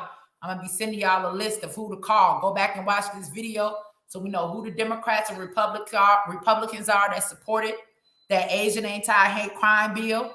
I'm working with someone to introduce the proper legislation, right? Well, to write up the proper legislation. Then we're going to be lobbying Congress to get it sponsored. So that means you're going to see your girl out here. I done went from running as a candidate in Congress to now I'm going to be lobbying. We need legislation passed on behalf of our people. So Shout out to everybody that tuned in this morning. Shout out to you if you donated this morning. If you didn't, that's okay. Just share it. Subscribe. Let somebody to know to come tune in. Black America, it's time for us to stand together, and it's time for us to demand equality, not the kind of equality that turn our children gay either. I'm signing off until next time. Much love. I will see you all soon.